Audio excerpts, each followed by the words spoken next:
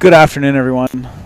We're at the New Holland U-21 Canadian Curling Championships. My name is Sean Turriff. I'm joined by Lee Toner. Those of you who tuned in this morning, you'll be thankful I'm not here by myself again. Today we've got Nova Scotia 1 playing Northern Ontario 1 in a women's battle here on Sheet C. Thanks for joining me, Lee. What do you think we are in for here today? Well, yeah, thanks, Sean. I didn't realize you were alone this morning. I would have maybe made it out, probably beat what I was doing this morning. But happy to be here this afternoon to see a pretty good matchup here. We've got a Northern Ontario team that's been very experienced, off to a slow start, and we have, I would say, a pre-event favorite in Nova Scotia, sort of at 3-0 right now. So this should be a good game. Last stone draw just occurred, and through virtue of that, the Nova Scotia team has the hammer in the first end. And they were pretty close to the button on both times, so yeah, they had a good grasp of draw weight from the practice, and they practiced first. Ice has been pretty consistent.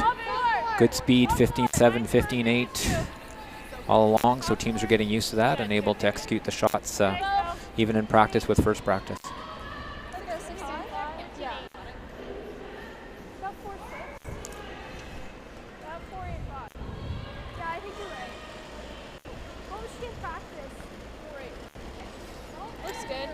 What I call the hardest shot in curling right here. It's and you can't tell what position I play, but this is the hardest shot in curling. It's the first draw shot across a path that hasn't been used to make the corner guard in the first end. Yeah, because this isn't a path necessarily they've even thrown in the pregame, is it? It's variable how much teams throw down this line, and well executed for the first one. A bit of a guess in terms of how much weight to put on that rock. But Nova Scotia's lead put it in a great position. That's Lily Mitchell. She's a Dalhousie University student.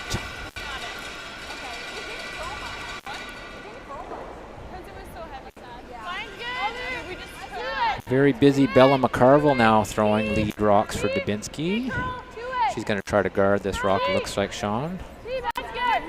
First rock is well positioned in the 4-foot. Looks like it's gliding, though.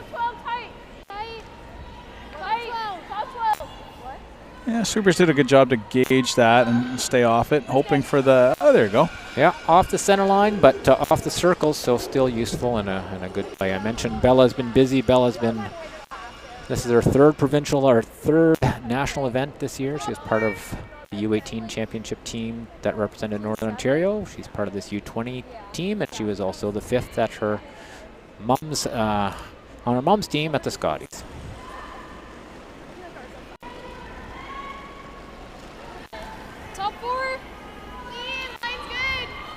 Lily Mitchell now trying to make a little bit of a freeze, it looks like. So the teams are getting into it, Sean. I like this. Yeah, it's wide open right away. Both teams are going to be motivated this game. It's a time of the week with 9 teams in the pool. That means 8 games they've got. Again, as you mentioned off the top there, Lee, the Dubinsky team's 0-3, but there's still time with 5 games left. They can certainly still make up room. And, of course, the Blades team is going to want to just keep the momentum rolling here. So they're both motivated teams, and so I expect they're going to want to go after it relatively early. And they're both capable of putting several wins together. I think we've seen in the past in Northern Ontario anyway with Team Dubinsky. They're pretty skilled. We've got Lily Wright here, herself being pretty busy. She just came off the mixed doubles nationals in Surrey, BC with her partner, Braden Sinclair. They won the Northern Ontario Mixed Doubles Championship. And on the adult side, they're both under 21 probably.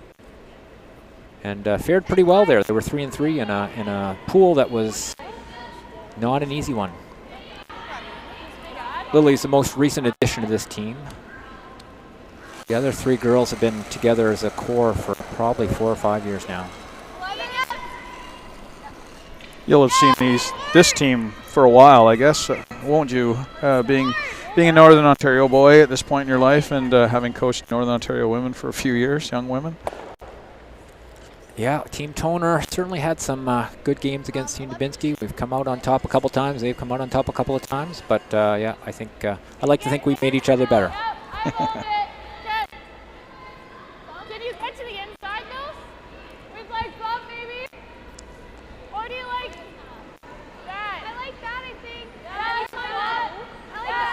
Couple options here for skip Claire Dubinsky, trying to move some rocks around. Trying to get that yellow into a position that might be useful for later.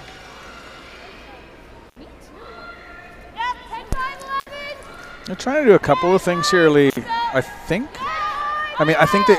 they could just guard that center situation, but I think they're trying to also rearrange that red rock at the same time.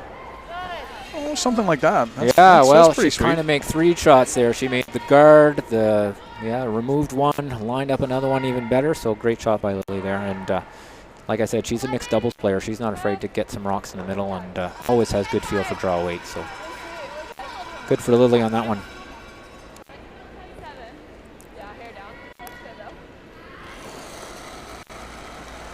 This red one is poking out here on the right side, but because of the way these rocks are arranged, I think Northern Ontario is certainly not going to panic. I think they kind of like the setup here a little bit. Yeah, they certainly brought the play to the middle. This one's got a curl. So I talked to you off air, Lee, earlier this morning. We were watching the men's game on this side, and that sheet D side was just running a little bit straighter, and it was fooling the teams a little bit. That might have been something similar happening there. They just threw the weight up a little bit more rotation, carried a little straighter, a little bit fooled. Yeah, and this is where the communication will be important to see how long it takes before they can pick that up. What time is it? Riley Paul is the Northern Ontario third, throwing her first rock. Put another one in the middle here. I think they've asked for a guard, but they're calling it a little heavy at the moment. She can never get kind of partially buried under that center guard. She'd be okay. She can overlap it with the center guard either in front of it or behind it. She'd be in pretty good shape. Something like that is pretty good. Pretty good spot. Well, Northern Ontario going to make it tough for Nova Scotia to score a deuce here. And right now it's looking pretty good for a steal as Steffi Atherton steps into the hack.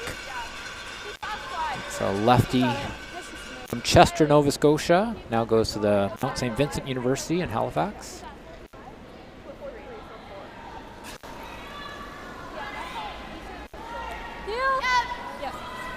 So Steph throwing some weight at this.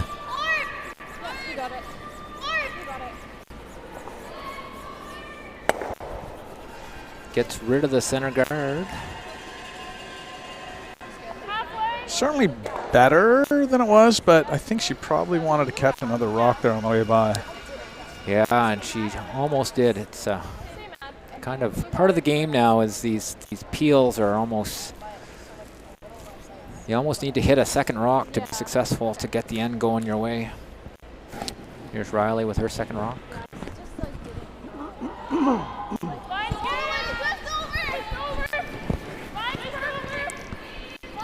Probably putting this in the same spot, Sean, do you think?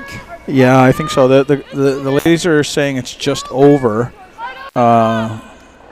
which probably does the job. I wouldn't want it too deep because, again, I think Nova Scotia is going to try and do that same thing and catch this +1 in the back there.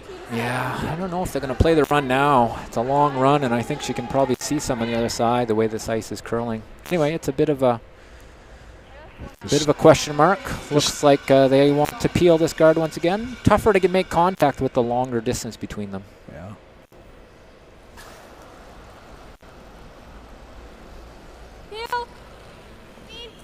Find that, and you can speak to this as a coach. I think at this event, one of the big learning curves I've seen, and you can comment, is guard placement. At your local club, it's guard in front of the rock you're trying to guard is probably good enough, but at this level and with these conditions, it's a little more complex than that. Just covering the rock isn't enough. Too high, and there's the chase available. Too deep, and the doubles available. And it's almost like a new dimension. I find that some of the young players are seeing when they get to this level and they get to these kind of conditions. Yeah, and I think we've seen that in a couple of games already. Some of the games that I've done where, a corner guard is kind of just left halfway, and you realize that halfway isn't really going to provide much cover to a rock that's going to be in the house unless it's in the top of the house. Otherwise, it's going to be wide open on the other side. So you hear some teams using, the traditional system was 1, 2, 3. Some of the teams have gone to saying 1 is just over, and 2 is next, and 3 is halfway, 4 is a little tighter, and 5 is real tight. That allows for a little bit more precision from the line callers and the weight callers in terms of where the guard's going to end up, in recognition of exactly what you pointed out, which is a guard is not just anything in front of the house at this level. It needs to have a depth that's going to be useful.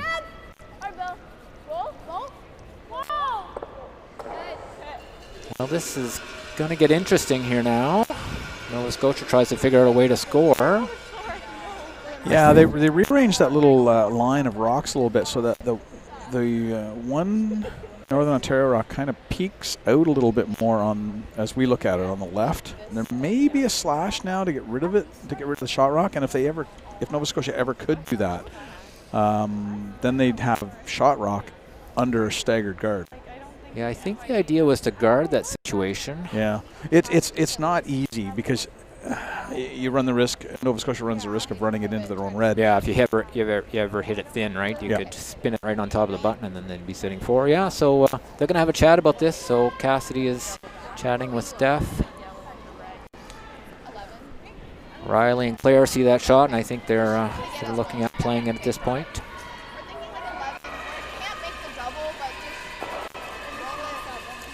Double's nice, but I guess if they hit as much as they can see, even if they stuff it, at least they've got position in front. Yeah, and she might be able to outdraw it if she has a little bit more room. Right now, it's in a pretty good spot. So clearing the way, making some area for her potentially to score here. She makes this perfect. Good chance for 2.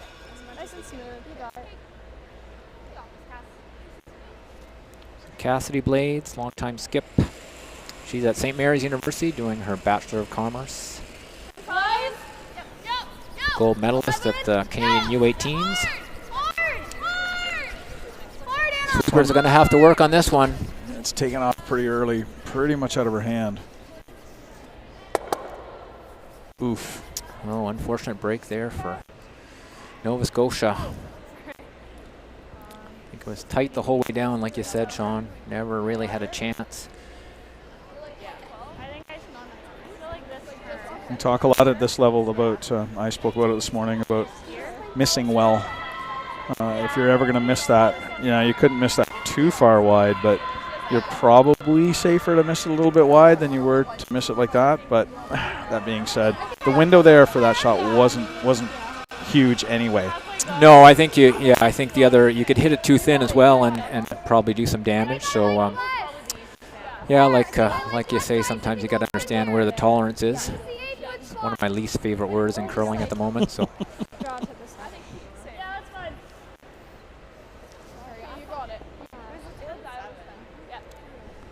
So Claire's going to try to guard this situation and make it really tough for Nova Scotia to score.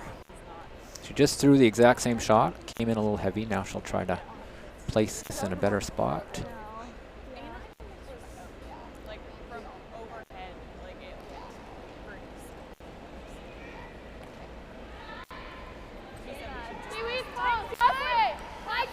Yeah, the situation as it sits is tough for Nova Scotia to score. Yeah, even if Claire doesn't throw, yeah, she's just going to pile another one in there. And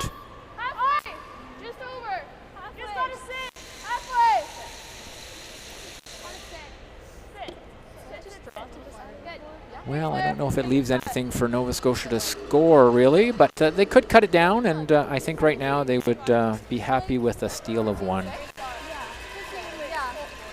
So Cassidy needs to get to the 4-foot, maybe limit the losses in this first end.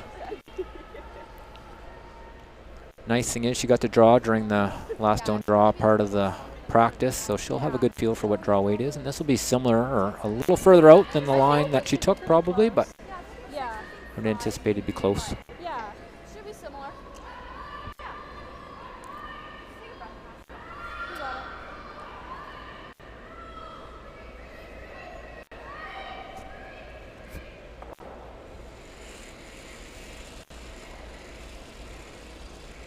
Looks big. All right, stone's on its way. Sweepers are a little hesitant. This is that side where perhaps it's running a little straight.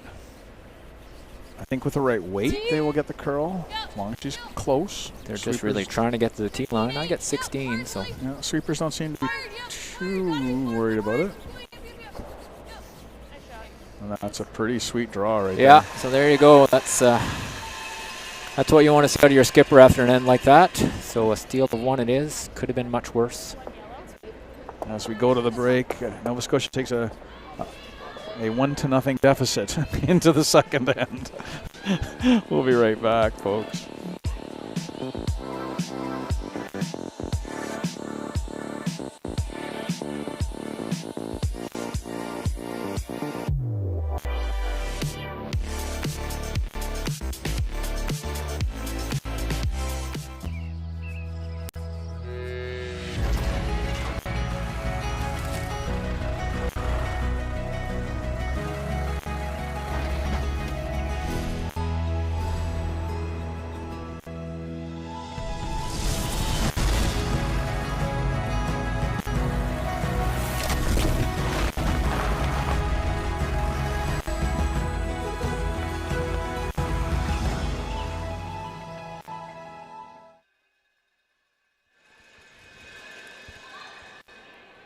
Welcome back, folks. We're at the Jerry McCrory Countryside Sports Complex in Sudbury, Ontario. We're at the New Holland U-21 Canadian Curling Championships.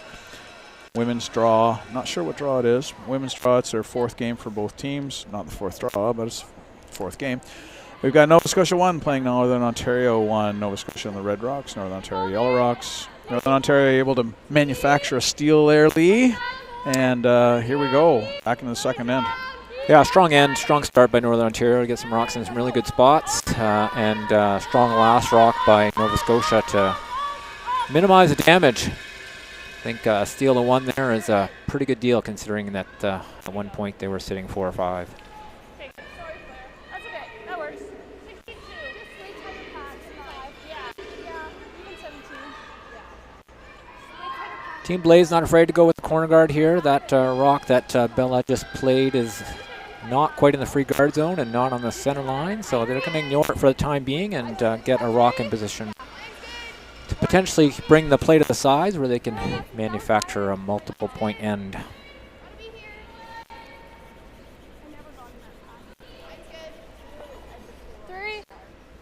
Cassidy kind of has her brush in the spot where she wants it, and that's kind of where the rocks need to be in order for them to be useful in terms of providing cover for a come around for the next shot. Yeah, really good guard there. You and I just spoke about the location of guards. That one's not too high, not too deep. You can draw around it. If you get one in behind that, you're going to have a hard time. Northern Ontario's going to have a hard time chasing it. So Northern Ontario is coming around their top 12-foot stone. Not sure that Bella quite got all the way out. And this side is the curlier side from what you've described, Sean, I think.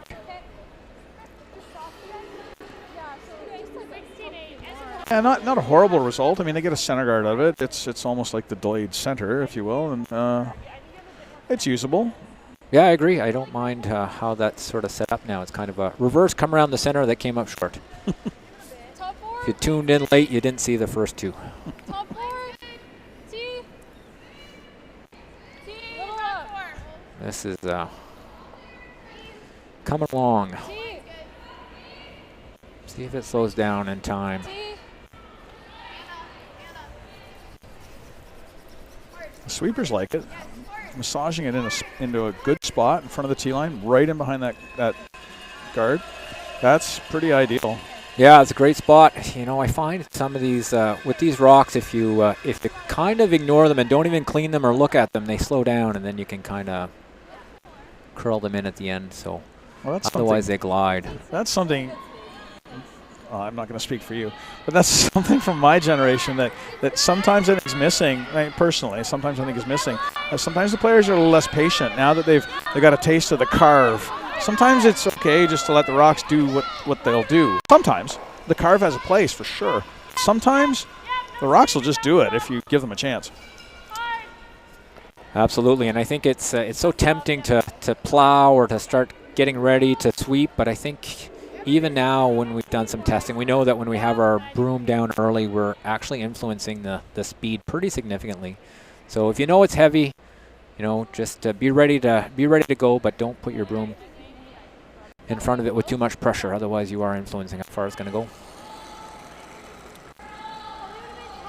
Northern Ontario, they're coming up a little light on the come-around attempt and giving Nova Scotia the chance to get a second rock in play here in the forefoot. Yeah, they're definitely cluttering the middle, which is part of the strategy, but they'd like to have a rock in play, I think.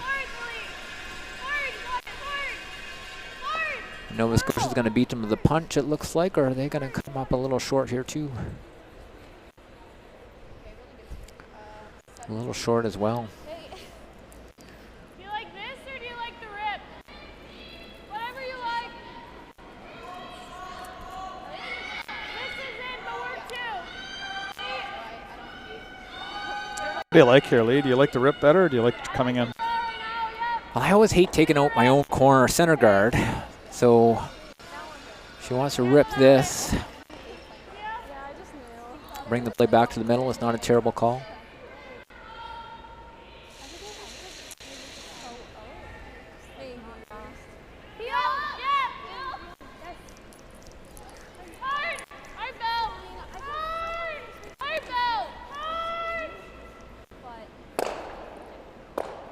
Well, a little bonus there, but still leads up to corner guard, so Nova Scotia isn't too sad. And they've got this rock that's readily accessible, and it could go in behind some of these two yellows.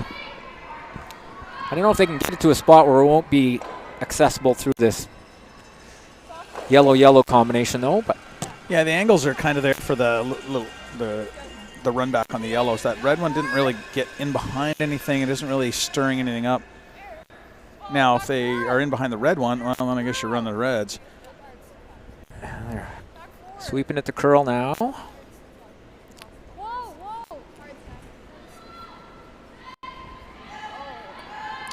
They're just going to contact. They were kind of in between shots there. They were heavy and wide, and so they were trying to manage it as best they could. This leaves a nice hit and roll opportunity for Dubinsky. Getting behind the pile of center guards that they've accumulated up there. And the little rub on the red that Nova Scotia got there just very, very slightly overlapped the red-yellow combination there. The two yellows could still be promotable-ish. That might come into play in a bit. Yeah, the red is less available now, so. Yeah. All right. Hit and roll opportunity here. Riley Paul throwing. They're close. They're yelling off and on, off and on. Always love to hear that. Yeah, that's music in my ears as a sweeper, I have to tell you. All right, so Northern Ontario has managed to get one in behind, so Team Nova Scotia going to have to clean up the center here a little bit. A really nice hit and roll there. I don't think she could have done that any better. No, and nice depth too, and right in between all the guards. Steffi Atherton here making the peel, clean up on L1. That, I think, was as good as she could do. Yeah, she unlocked that red one. Now there's only a single guard in front of that yellow one. The advantage still to Northern Ontario, although there's that second rock in there that could be a potential scoring point if they don't manage it. So I think that's what Claire is seeing.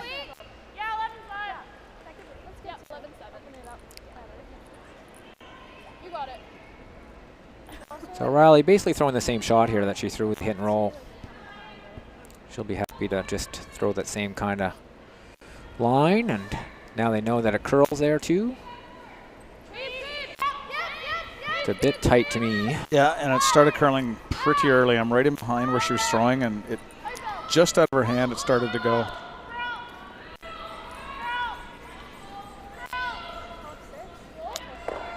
Yeah, she won't be too happy with that one. That's her best throw. No, especially with the roll. The roll kind of half covered the red one, so now that one's protected a little bit. Well, opportunity for Nova Scotia now to sit 2 and in behind some guards.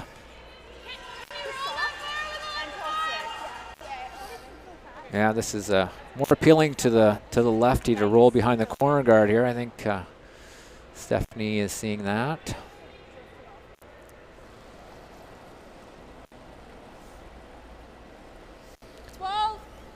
Key is to stick in the house here. I think making the roll is a bonus, but you got to stick around. Anna McNutt trying to hold that. Now we want it to curl. Probably in between. Usually needs a nose. It was definitely a tweener. The weight kind of determined that they weren't going to get a big fat roll, so might as well try and get it underneath. All right, so a little bit of an opportunity for Team Northern Ontario to get out of this with a nice roll here. So I think Claire can see this whole rock. Similar kind of shot that we just saw from Steffi. Both these teams, interesting enough, coached by dads, which isn't uncommon in this age group. What you might not know, though, Sean, is that I used to coach Steffi's dad in Nova Scotia when I was there. Certainly did not know that. So Andrew was on a team that I coached in the 1900s. Always a great student of the game. Team out of Chester, Nova Scotia. I was in Halifax going to university, and he was a couple of years younger, and we coached a junior team that had a pretty good year, pretty good run. Andrew's gone on to some bigger and better things coaching-wise too. He's coached a few national and world champs.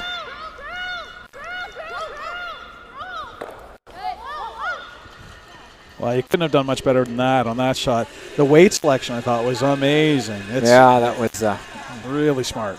Segue to a world-class roll, I would say, to my last conversation, but that was great effort by Claire and well called by Riley and well swept, so they'll be happy with that. Just confirming the weight with their coach here, which is a new feature to the rules now, that you can consult with your coach on the ice while the other team's clock is running. Great opportunity for learning to happen at this age group.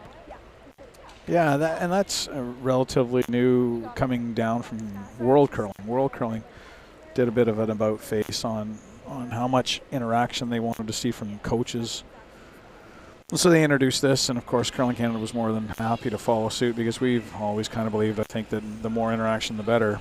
To an extent. I mean, certainly we don't want coaches calling the game, but the way it's been structured, the coaches, like you just said, Lee, can only talk to their teams when the opponent's clock is running, so you're not really able to call shots.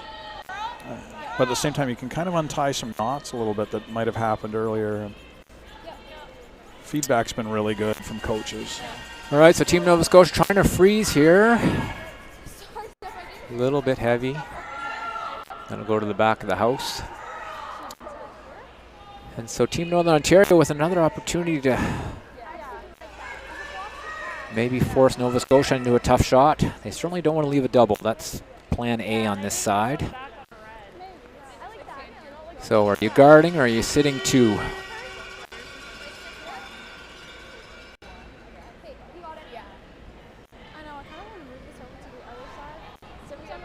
Seems like they smell a little blood in the water here. So with the guard, trying to maybe get another little sneaky steal out of it. She makes this for 2. Yeah, so I think if you're going to leave it wide open, it can't be in the house for that exact reason that Claire just said. You know, what if she makes this for, well, that would be for 3 potentially, and you don't want to turn a steal opportunity into a 3-pointer. So I think everybody needs to be aware of where the spots are for this rock. I mean, if you could carry it down and put it right on top of that rock, Sean, that would be a pretty good shot. Yeah. But it would need to be fully buried in more. Otherwise, if you're beside it, you give up a double for 3. If you're, on the other side, if you're not T-line or better, you give up a double for 3 again. So opportunity, but also got to be clear on what the goal of this shot is, because you don't want to sweep this to a spot that would leave a double.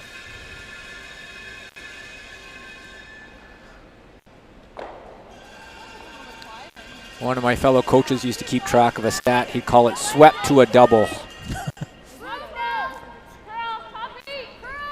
Not a popular number that you. Not a popular thing to have to keep track of. No. All right, so the girls are kind of communicating that it's the right weight, and Riley's just making sure it's the right line. This is a pretty good shot. I think Cassidy's going to be left with a draw to the button again. Same path that she threw in practice, so I give her a pretty good chance of making this.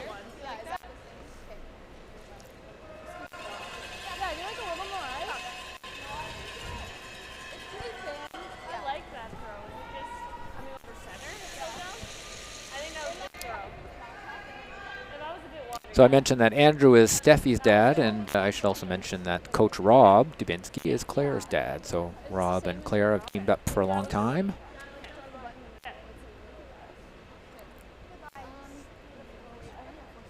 I can comment that it's offers a little bit of a different challenge when you're coaching a family member. There are some highs and some challenging times. No offense to my daughters, Mia and Justine. They'd probably say the same about me, so. Yeah, I'm sure. It's a matter of which hat you're wearing and which situation, I'm sure. But it does mean that you get to share some pretty special moments, and I'll never trade that away for anything. No, I'm sure.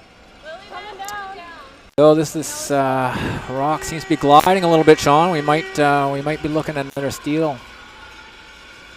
Yeah, I got a 14-4 on that, which is a little bit much for this ice. The teams agree it's one more yellow, and Northern Ontario then picks up a point to go up 2-0 into the break, into the third end.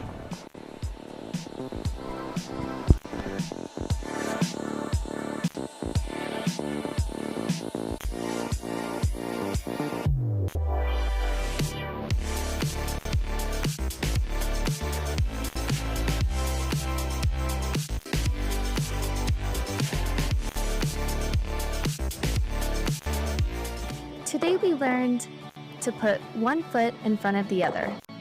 That with a little hard work, great things will happen. We can go for gold, but what matters most is having fun. We learn from some of the best, improving our skills, building confidence, and making friends that feel like family. We are proud to be the future of curling.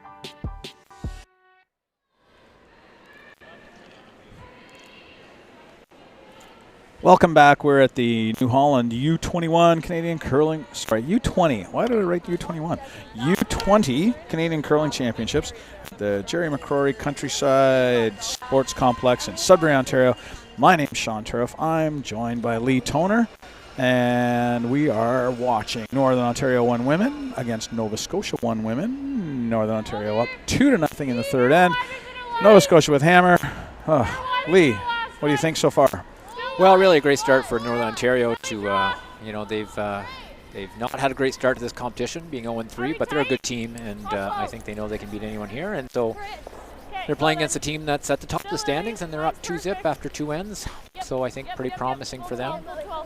I talked to Coach Atherton at the start of this game and just asked how the Nova Scotia girls had been making out so far this week, and he said they played scary well their first game and kind of grinded out their next two, so he's hoping for some continued progress. And again, they've actually minimized damage. 2-0 is not terrible for how the things have gone so far.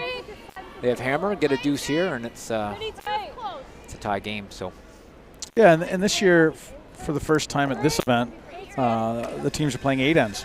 So previously with 10 end games, you know, this kind of thing was much less of a concern, like the scoreboard.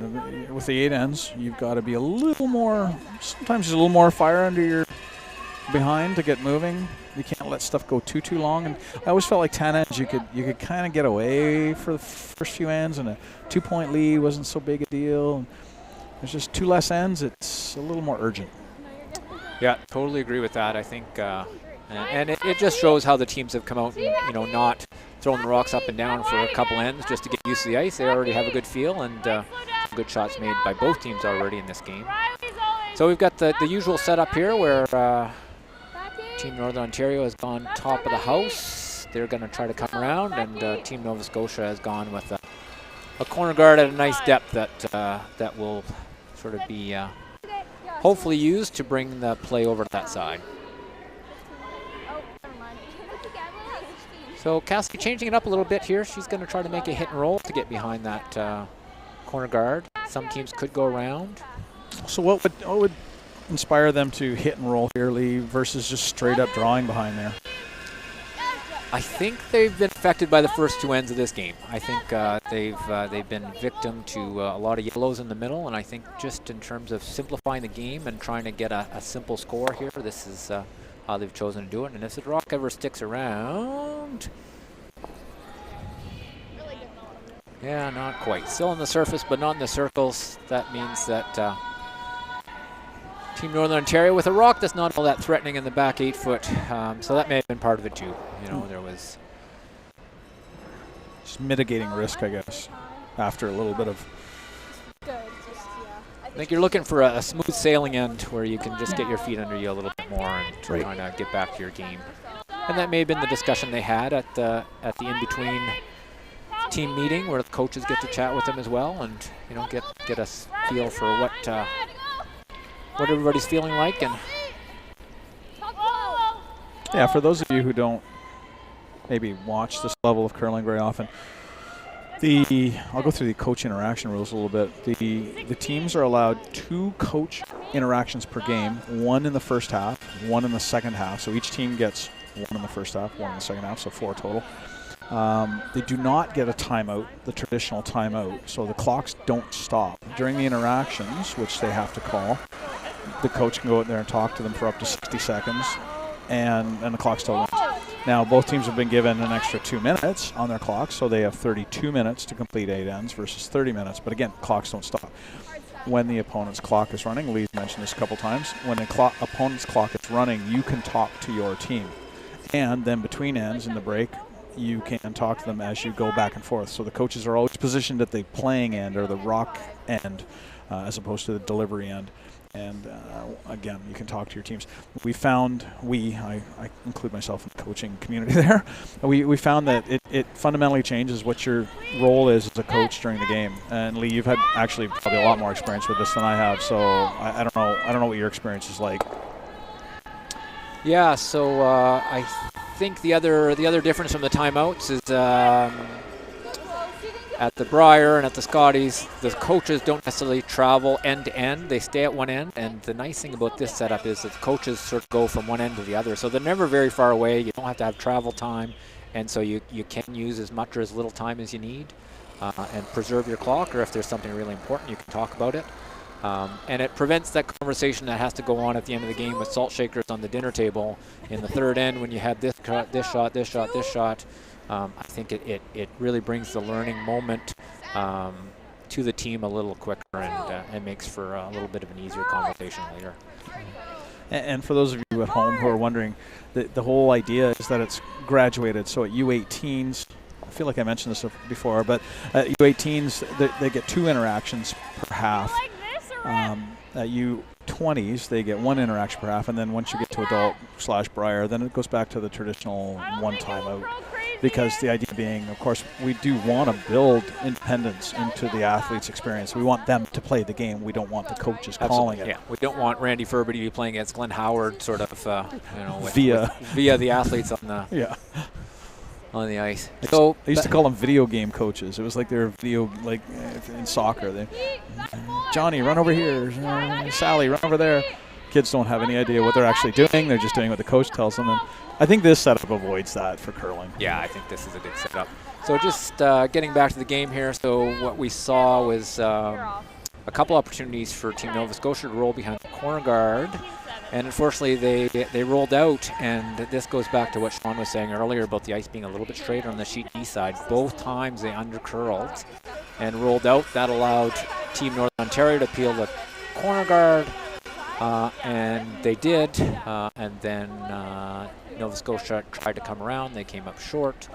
So here we are. We have 2 yellow rocks in the house and 1 red corner guard. And Nova Scotia looking to come around that situation now.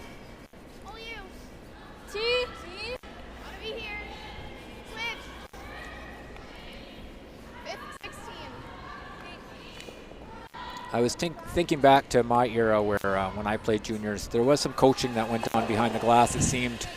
And it involved whether the cigarette pack was upright or laying down, and one meant to hit and one meant to draw. Yeah, it wasn't for lack of creativity, but I think it's time to get it into the game a little bit more. And not that I want this to become, like NFL football where every step is choreographed before the play, but maybe more like hockey or baseball or basketball where there's some elements that are kind of choreographed, but we leave it up to the athletes to make the shot and to make the final decisions.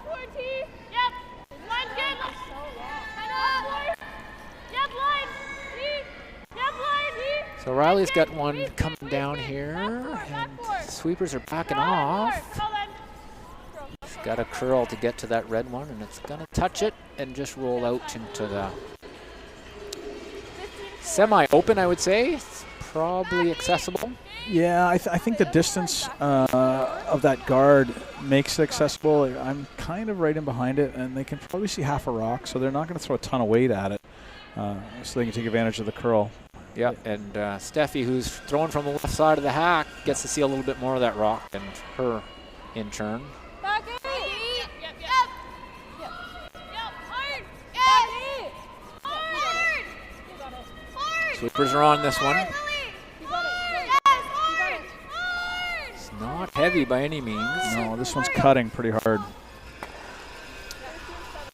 All right, well, she moved the guard, which was part of the issue. Yeah, they're saying tight and light, and that is not a good combination with these rocks and this ice, let me tell you from experience.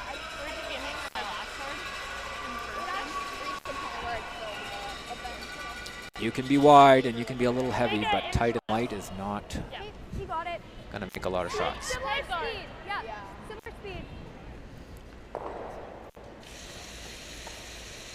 So Claire throwing her first skip rock of the third end.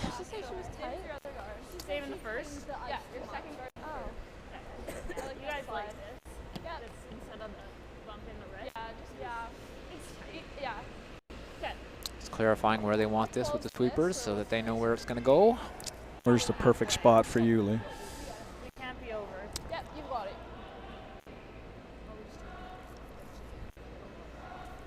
Yeah, I'm thinking a tight guard is probably what they're playing here. Don't really want to be in the house and give them a double and roll or anything like that. So.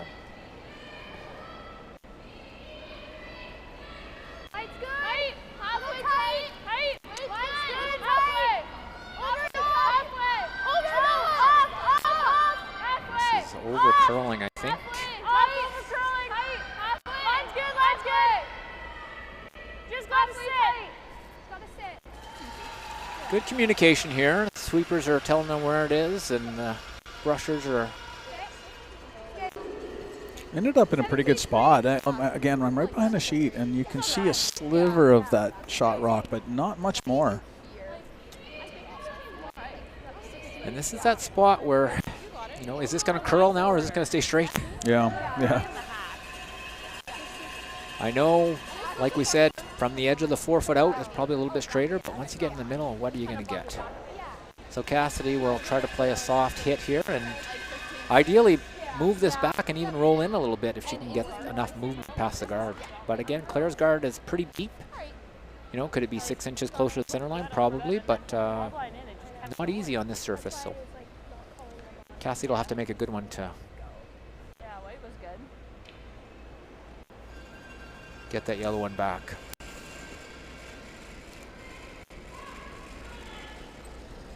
Back 8. Back 8. Everybody seems to like it. Back 8. Back 8. The sweepers aren't panicking. They're keeping it clean. Curl straight, curl straight. Looking pretty good. Looking quite good. Well, didn't quite get it out, but keeps a pretty good angle here. Northern Ontario is going to have to deal with it and take on the risk of jamming it back onto that yellow and opening up to a bigger end.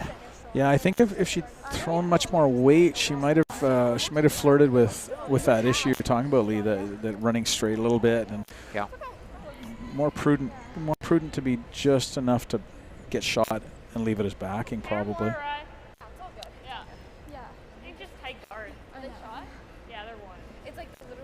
So Claire not going to take this on. She's happy with forcing them to 1. If she puts this in a good spot, she'll be in a good position on the scoreboard, up 1 with the hammer. So this is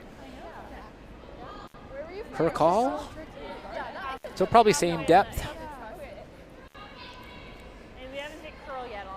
Probably wants to be out towards the center line though, right? So cut the draw off to the button. Yeah, she's going to have a path to the center somewhere, but I think biting center, is that the spot? Yeah, I think so. Biting center and then make that port really tough.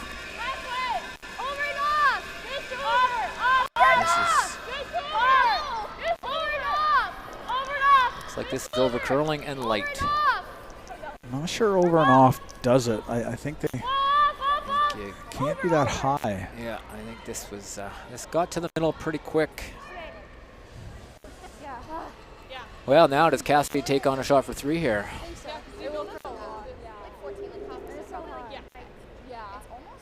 Yeah, I mean, she wouldn't have to throw a ton of weight, would she? She could throw. Again, she flirts with that does it curl issue, but she wouldn't have to throw much more weight. You might only have to throw like a foot and a half. Yeah, same shot. She's taking very similar ice.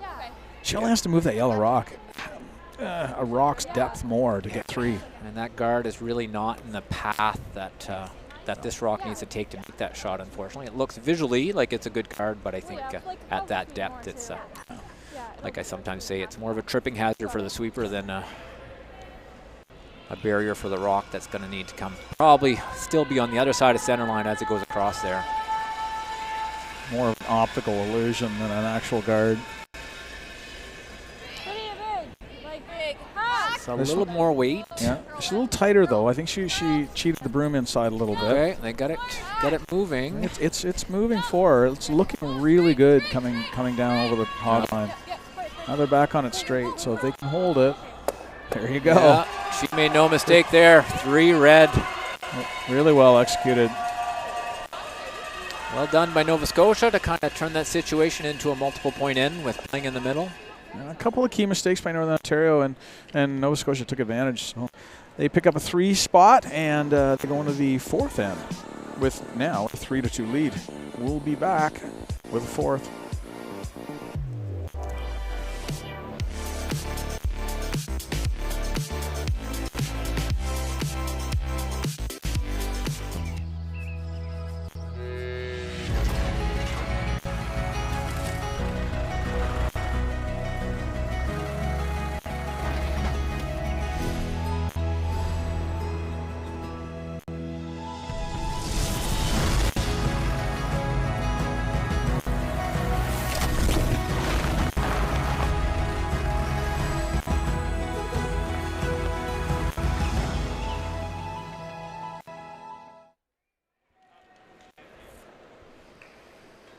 Welcome back, folks. We're at the New Holland U-20. Got it right this time. U-20 Canadian Curling Championships. We have a good battle going on here between Northern Ontario 1 and Nova Scotia 1. We just saw Nova Scotia pick up a 3 spot on Northern Ontario to take a 3-2 lead going into the 4th end. My name's Sean Turriff. I'm joined by Lee Toner here in the booth. It's not a booth. Booth, it's a table. And we see that Nova Scotia is now throwing a tight center, Lee. Yeah, so Nova Scotia gets a 3 there and kind of gets the scoreboard tipped in their favor, although Northern Ontario is not in a terrible spot. They have hammer and an even numbered end. So they're not totally unhappy with where they're at, although it looked more promising sort of earlier on in that end that they were going to force to 1. So I'm sure there's a little bit of disappointment there. Yeah, I think they had some opportunity to mitigate that end a little bit. And a bit of an over curl here and a light, soft handle there. Kind of got away from them a little bit. But one end. Time to regroup and put it back together. Yeah, so Team Dubinsky electing to come around the center guard. They could have gone with a corner as well, but this come around is well executed by Bella McCarville. It did look heavy, and they got a time that was a little up, but the sweepers noticed early and let it grab. So that's what happened. Lily Mitchell will try to make the freeze on top of this and kind of get her rock in a better position.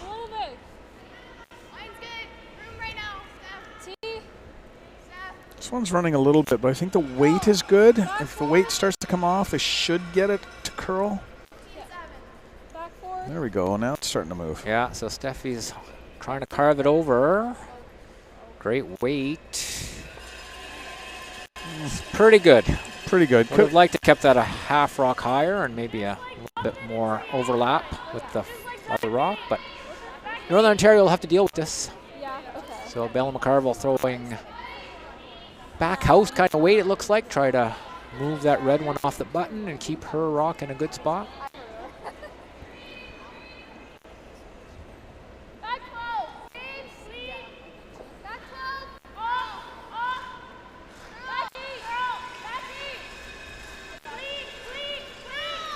Looks pretty close, starting to curl.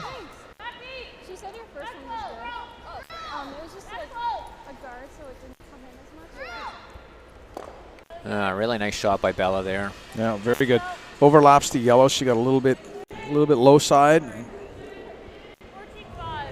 Yep, didn't completely remove the red rock, but I think that rock will probably be something that will be to their advantage at some point this end. Being in the back 8 foot, back 4. Just looking around at the other sheets, I see New Brunswick is up 3-1 on Saskatchewan. Alberta also up 3-1 on Newfoundland, Labrador. That's a big matchup. Two teams that are probably considered favorites and at the top of the standings. And Quebec and BC are knotted at 3 all playing the 4th end. And Lee and I are parked on pad 1 here at the arena. There's a second pad of 4 sheets. If you want scores for those, head over to curling.ca/scoreboard. I'm not even sure who's playing over there, Lee, but the scoreboard will have it. Well, the nice feature of this facility is if we wanted to, Sean, we could actually go up the stands and look over into the other ice surface. That's the beauty. I think it's nice for the athletes, it's nice for the parents, it's nice for the fans. Yeah, I agree. The surfaces are very similar. You're not going from a curling club to an arena. Everybody's here at the same time on the women's side, on the men's side. I think it makes for a real nice event, and this is a great facility to host events like this. One of the jewels in our Sudbury sporting facilities for sure. Yeah, the feedback from the athletes is they love this kind of thing. Not every location has the ability to do this, but this is a really good setup. Yeah, and the generosity of the city of Sudbury and the people who use these facilities, the hockey players, the figure skaters, were able to make that all work. And we've hosted a couple other events here. We had the U Sport and College Nationals, which I think you were part of, Sean. We had the same kind of setup for the mixed doubles for the adults. Lots of fans, lots of excitement. Yeah, I think it's been good for Sudbury Curling as well to get people out to a first-class facility like this and host some world-class curling.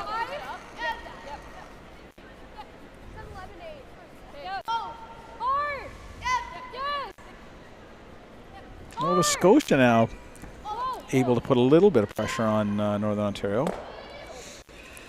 Yeah, and you see these rocks accumulating in the back of the house. Nova Scotia does not have last rock this end, so a couple of yellows biting, a couple of reds in play. Team Northern Ontario trying to figure out how they can manage this situation to maybe score a multiple of their own. Yeah, that last one, Nova Scotia, they did jam the yellow one at the back, but they rolled almost even to their own rock, so not really a double possibility. It's kind of giving Northern Ontario fits here a little bit. How do we cluster them a little bit? How do we maybe get the advantage back? It's kind of tough with those rocks spread out and even the way they are.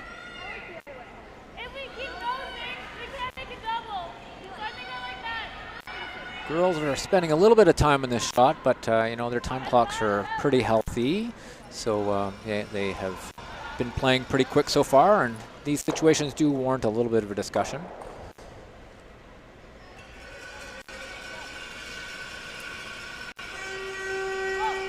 I always like it as a front-end player when I'm playing, and it forces a timeout or interaction or a long discussion. I feel like I've done my job as a front-ender.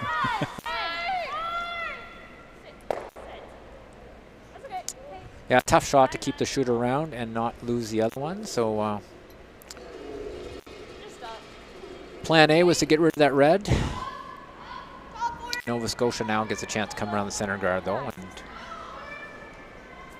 that could make things complicated for Northern Ontario.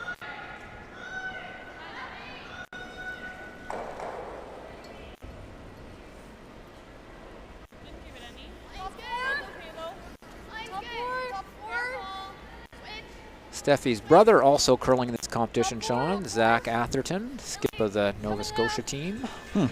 Makes for busy parents. They get to be here for every draw.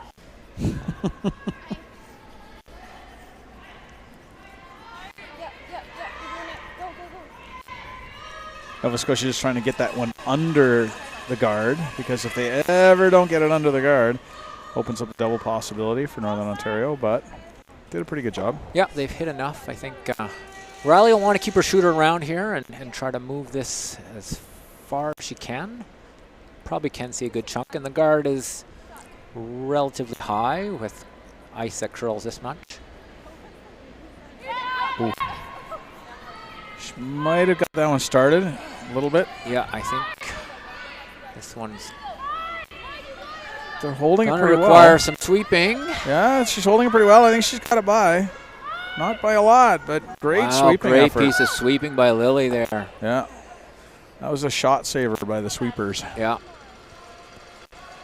And pretty much right out of her hand. She might have turned that in a little bit, but Lily was right on it, right out of her hand, and held it really well.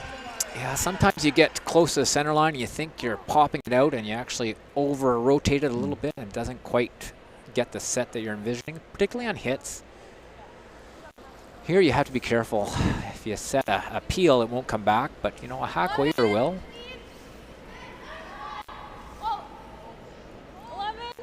The red one did jam on the back yellow though, so Nova Scotia now hitting to sit 3.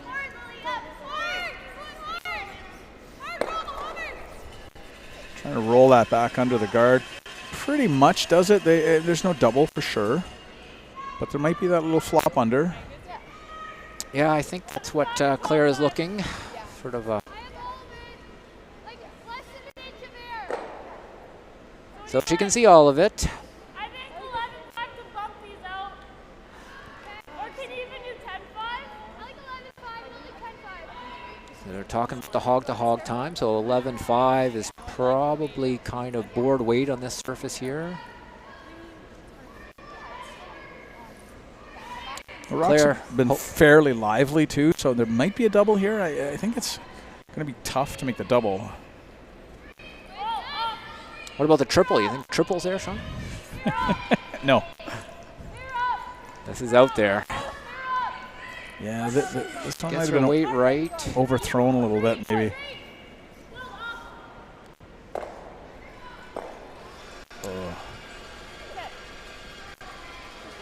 Well, got the top 4-foot rock out of the way, which is really the problem rock, but the bad news is Cassidy gets to put an even better one in there if she can make this come around. I wonder if Riley double-crossed herself a little bit on that release. Skip gives you a little bit more ice, you throw a little bit more weight, you add a little bit more set. Just compounding the error. Yeah, the triple cross.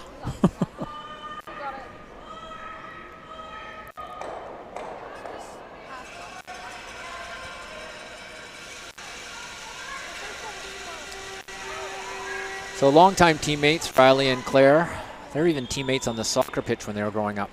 Good competitive soccer players as well out of Thunder Bay. Before they focused more of their time on curling, they were pretty competitive in the soccer world. I like to see that amongst curlers. People who are good athletes in other sports and cross-training going on. As on my coach soapbox, I will wholeheartedly agree with that. Multi-sport athletes are worth their weight in gold. And very nice shot by Cassie to bury one in behind there. So Claire's gonna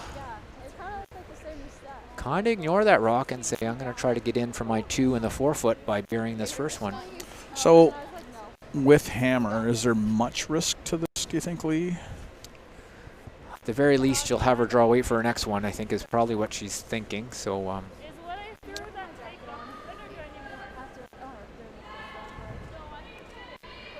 yeah, and I guess they've got a path to the 4-foot with either turn, right? So if she, for instance, came up short and Nova Scotia tried to zip it up, they couldn't zip up both sides. yeah, I think you've got the out turn draw here.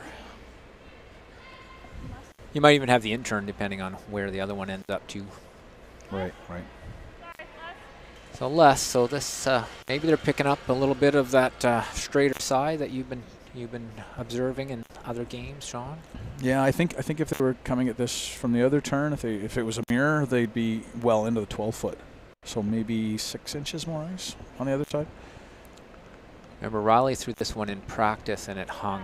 Sort of her last stone draw ended up perfect weight, but side of the button.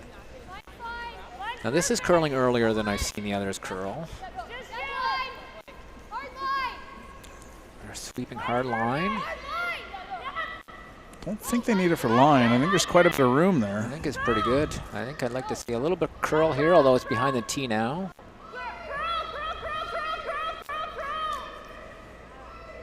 The line was ideal. I got a 16-1 on that. Yeah.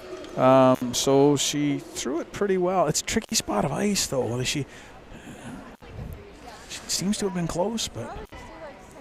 Coach Andrew out for an interaction here, and again, it was obviously a simple message. They took the interaction, which they can take 1 per half game, so this is the 4th end, so he's used up his interaction.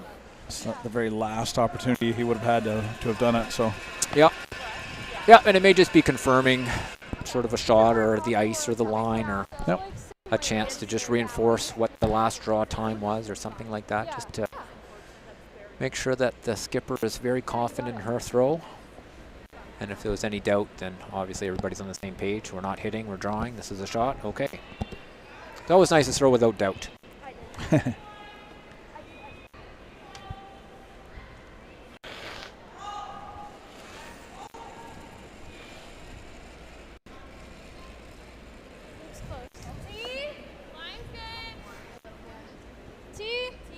So a little bit of a different path than the last one, sort of a wider path. All there. Back 4. Maybe a touch more weight, Yeah, but not much. 15-7. This is trying to move it now. they want to be careful they don't bump and roll off, which they did. Yeah. So it looks like Northern Ontario is sitting one. They get the freebie-ish draw for 2. The skipper's deuce. Mm-hmm.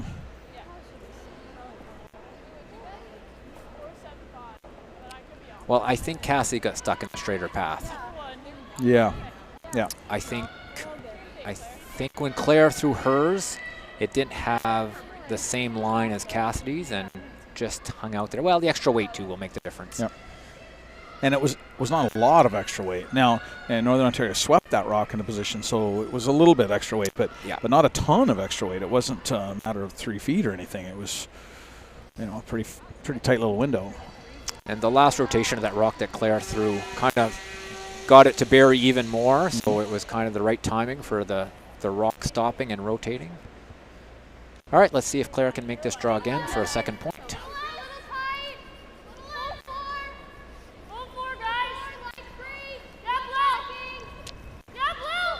Has some backing. This one's going, but there's still room. A little bit less. Yeah, a little bit less. Should be there, though. As long as it doesn't cut too much.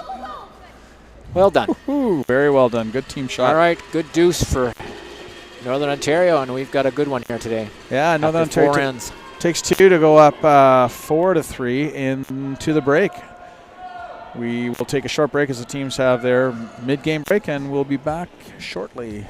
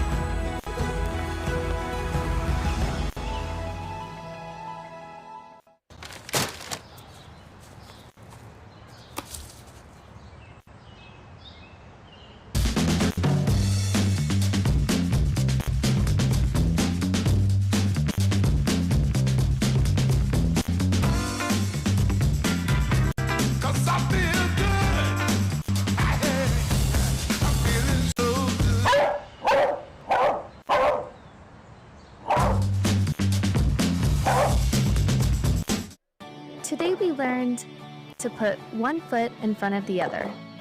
That with a little hard work, great things will happen. We can go for gold, but what matters most is having fun. We learn from some of the best, improving our skills, building confidence, and making friends that feel like family. We are proud to be the future of curling. Look at that shot. See how he reacts. There goes Van Dubinsky. It's them both, too. Ah, great shot. That's a great shot. Oh, he's going to pick it right out of there. He's got it.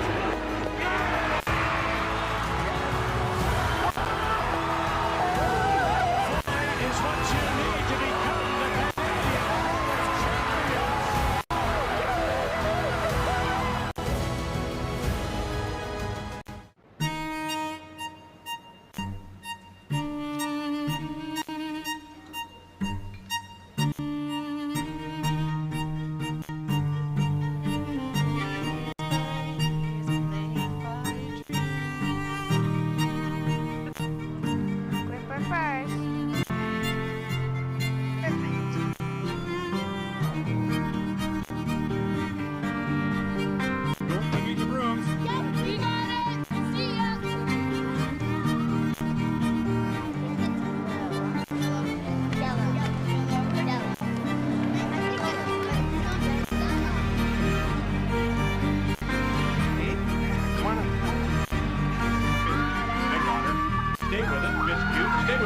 What do you got? You got one, you got two, you got hands in the game. go home, kiddo. Just one more throw, please. Thank you for making moments like these possible.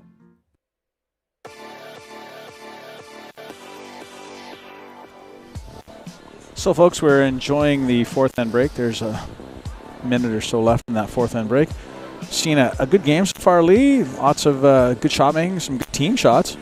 Yeah, and some good strategy, too. I think, obviously, these teams have talked about some of these situations, and they've involved their coaches in a couple of situations. And, yeah, they've made some big shots. We just saw a skipper's deuce for Dubinsky in the fourth end. And in the third end, we had a three with a nice shot from Cassie Blades. So makes for some interesting viewing for everybody at home, I'm sure. Maybe some nervous viewing for some of the family members and other supporters of these teams, but this is a good curling game. I did mention earlier that Zach and Steffi are siblings who are curling at a national at the same time. I should also mention that Jackson Dubinsky and Claire Dubinsky have been at a national representing Northern Ontario at the same time as well. So Rob and his wife were kind of watching both of their kids at a national at the same time, which is a pretty neat feeling for any parent, I'm sure. Teams are getting back into position here, so Team Northern Ontario will throw first.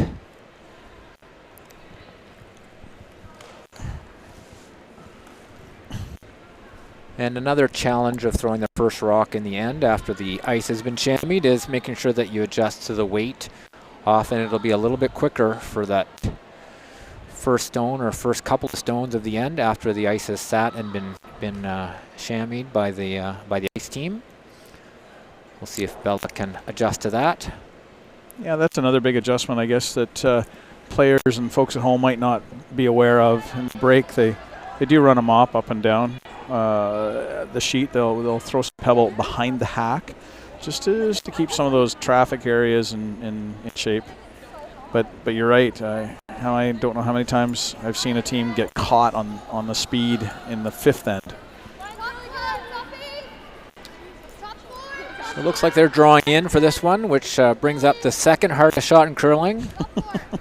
The corner guard in the end after the mop. Spoken like an experienced front-ender. Had a great conversation with a skip and three leads about how difficult this shot was, and we agreed that it was the hardest shot in curling. Now, Skip kind of scoffed a little bit, but we'll see how Nova Scotia makes out here with their attempt at putting up a corner guard in the end after the mop. The sweepers like it so far. Well, and both these teams have been on this stage before, so I think they've probably figured out a lot of the nuances of playing on arena ice, and this is a good shot. Yeah, and we always see it. It's pretty common. Early in the week, some teams will be struggling with some of these nuances, and you know, it's Tuesday. It's not the first time anybody here has now played on these sheets, so they're starting to figure this stuff out. Even if they hadn't known it coming in, by now they've had a few games, so you're starting to see some of these trends.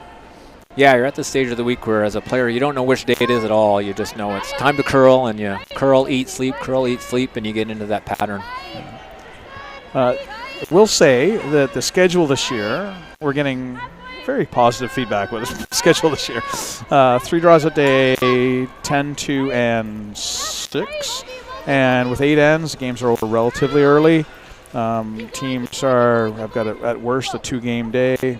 I'm talking to the coach in the coaches lounge. I think one of the teams was saying they only have 1 2-game day all week, and just loving the schedule because it allows for recovery time and it allows for proper preparation and all kinds of good things. So good feedback on the schedule. Yeah, and I think for this age group, the ability to be able to socialize with everyone who's here, because that's part of the fun of being here. And I think for some people, it's the highest level they'll ever get to in the sport, and for others, it's a stepping stone, and they may end up playing with some of the people who they meet here. So I told a story. I'm going to tell it again because I love the story. I told a story in the earlier broadcast 2016, this event was in Stratford, Ontario, and the winner of that event that year was Matt. Oh, but you know what? We're going to stop for a second. There's a technical timeout. I want to make sure we. Yeah, so this end started with top 4 for Northern Ontario, corner guard for Nova Scotia. The Northern Ontario guard was on the center line, and Nova Scotia tried to freeze, but they touched the guard on the way by. So now the decision will be made by the official whether the guard is still on the center line or if it has been removed from the center line. There you go. And so they're going to bring up the elementary school protractor set here and take out the square angle.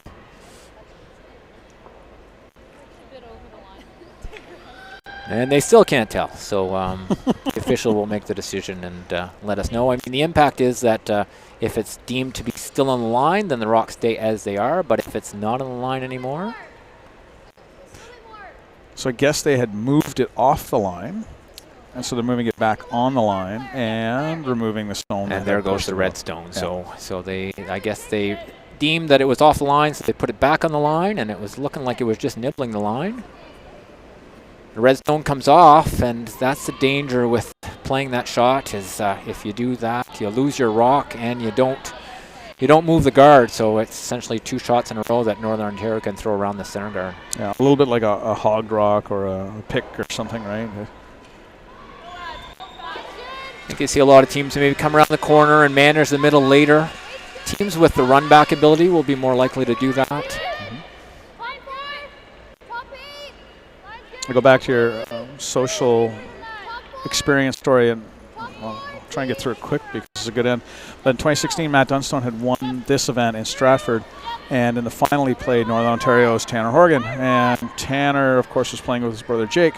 And so in 2016, you had Matt Dunstone playing against Tanner and Jake Horgan.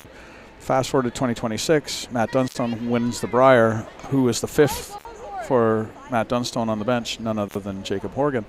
So I told a story at the Icebreaker to highlight the fact that these kids, these are your people. These are the people, yours is your cohort of curling folks. And I encourage them to make sure they do socialize and get to know each other and experience that as part of the whole being here.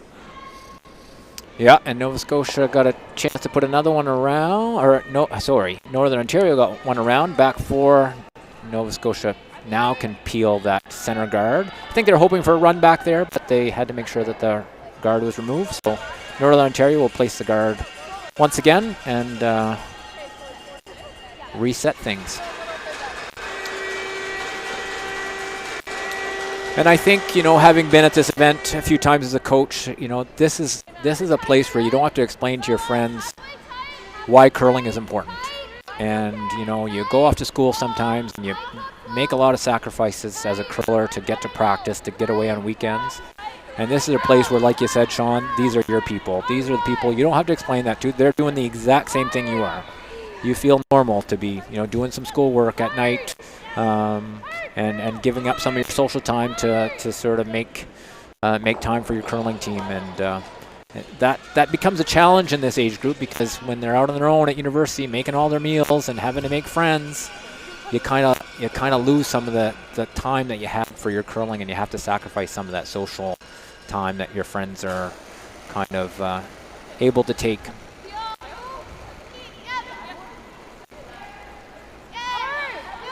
But here it's perfectly normal, and everybody thinks that this is the best thing going. So, speaking of run backs, there's one that's connected and moved the rocks at least off of the 4 foot.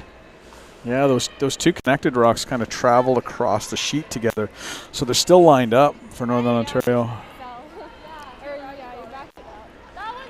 Less threatening now that they're off the middle, though, so I think it's a skip. I would think, at worst comes to worst, I'll have a draw for my 1 here, and I see a way to score.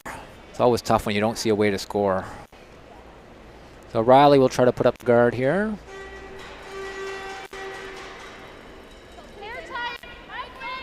Yeah, hair tight again on Riley's, but this might be the spot where it's okay.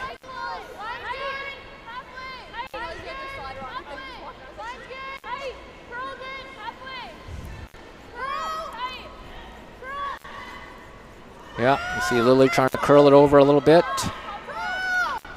Just a little extra weight there, too. I don't think they really needed to, well, I don't think they really wanted to be in the house. The separation's not bad, though. I mean, there's a double, but I don't think there's any triple there. Yellow's going to have a rock in the house at the end of this. Regardless, I stand to be proven wrong. Yeah, there you go. I fully understand that I might not see it the way they do. All right, so Nova Scotia going to take a run at this.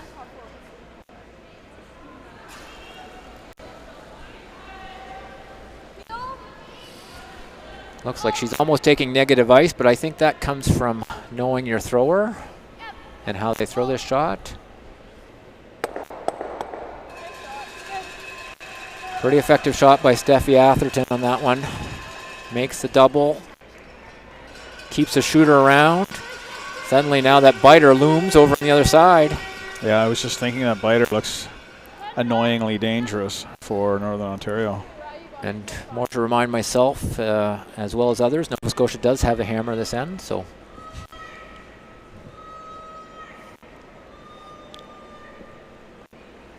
Riley Paul hoping to remove this rock and keep the shooter around.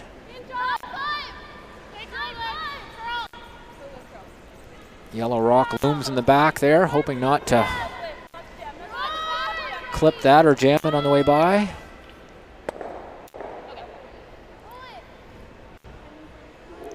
That was a bit of an unfortunate result. Didn't really want to jam that. No, and now it simplifies the end considerably for Nova Scotia.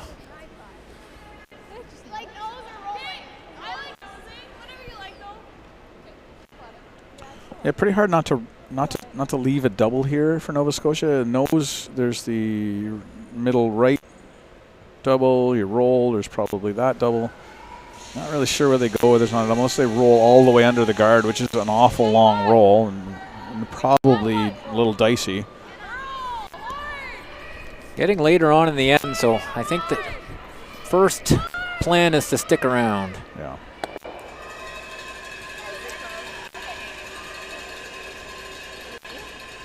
So Northern Ontario going to have to make a couple of doubles here. Avoid giving up a multiple point end. Or just one triple. Yeah, I mean, they're kind of eyeing the triple up. I think you need to throw quite a bit of weight. Maybe not. Like you pointed out earlier, these rocks are very lively. They have more of the circular kind of shape than some of the rocks that we've seen at the Olympics, for instance, and at the Briar, where they kind of had a squared shoulder appearance and weren't quite so lively, but these ones are definitely lively.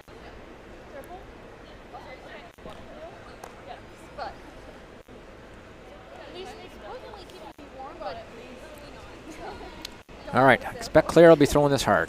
Might put the stopwatch on it and see.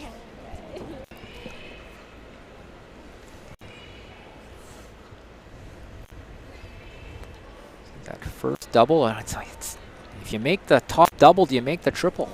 It's awfully close. Yeah. Lined up a little bit. It's juicy. It looks tempting. You make this first double anyway to start and then hope things shake out. Laser focus from Claire here as she looks at this angle. They're sweeping it hard. They might. Pretty tight on that one. Yeah. Pretty unfortunate not to at least roll the shooter in. Or at least not to to not get it on the rings a little bit. Yeah, because now they're, well, I guess 3 was always in play here if you didn't make this double, but now they get to put a rock somewhere else where the doubles may be less easy to make. Yeah. I heard them talking about that side of the sheet being a little bit straighter at the fourth end break, so sometimes you overcompensate by throwing a little bit tight or giving yourself a little bit less ice and throwing it a little soft. Not that that's what she did. I thought the weight looked good, and I thought it looked good coming out of her hand, but it certainly didn't quite get to the spot that she wanted. So, Lee, in your experience, does the mopping straighten it up at all, or does it just speed it up a little bit? I think it just speeds it up from what I could tell. Good question, though. And it goes away. It's just, when does it go away, right? So it's, Right. you know, your skip rocks, you say, oh yeah, it's 6 feet faster here. And the next thing you know, you're pounding it the whole way down because it's not 6 feet faster anymore. It's, yeah, it's a very temporary kind of change in the ice. Some people might be wondering why you do it, but I guess it's really, it's a best of two evils, right? If you leave it, then the frost creeps in and you get the opposite problem. Oh, a little bit of a unfortunate situation. So Nova Scotia tight clips the yellow rock in. They roll for second shot, but I think the yellow rock is now out counting the red biter. We said this biter was looming early on in the end, and now it's figuring prominently in the end. But is the triple back in play? Is the triple back in play? Could you not hit the inside of that? We'll see what the coach has to say. I thought about it, but yes, 3. It's 2 ends ago. Oh, wait, 2 ends ago, I started not getting times, and I wasn't. I thought it was just me. Coach Rob Dubinsky here, weighing in with his interaction.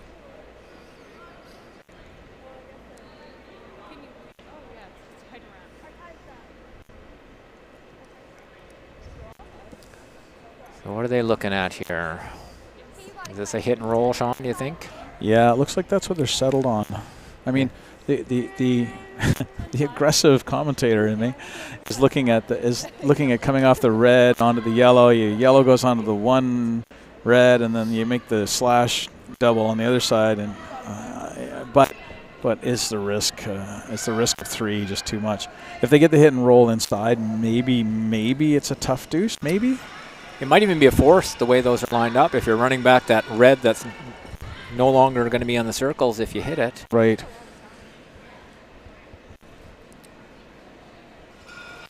You do have a fair bit of room to roll, so they've settled on this. 9-5. Sweeping it to curl. This one hanging again. And these rocks are lively, that 9-5 weight. Yeah, I think maybe they could have gotten away with less weight. Yeah, I saw the Quebec boys play the other day, and they were throwing 11-5 12s all game and just making every roll with the brushes. I just think that kind of weight is really manageable with brushes and keeping the rock in play. Like, certainly they needed to get that rock out, but the roll was so critical there that the roll had to be as important as removing shot rock. Yeah, I mean, you could have thrown back 8 and just bounced in there, and, you know, mission accomplished, really. Yeah. I mean, she wasn't far off. It's just with that weight, you miss by a millimeter on the hit, and you roll out instead of behind some of these rocks. So, opportunity for Nova Scotia again for a multiple point end.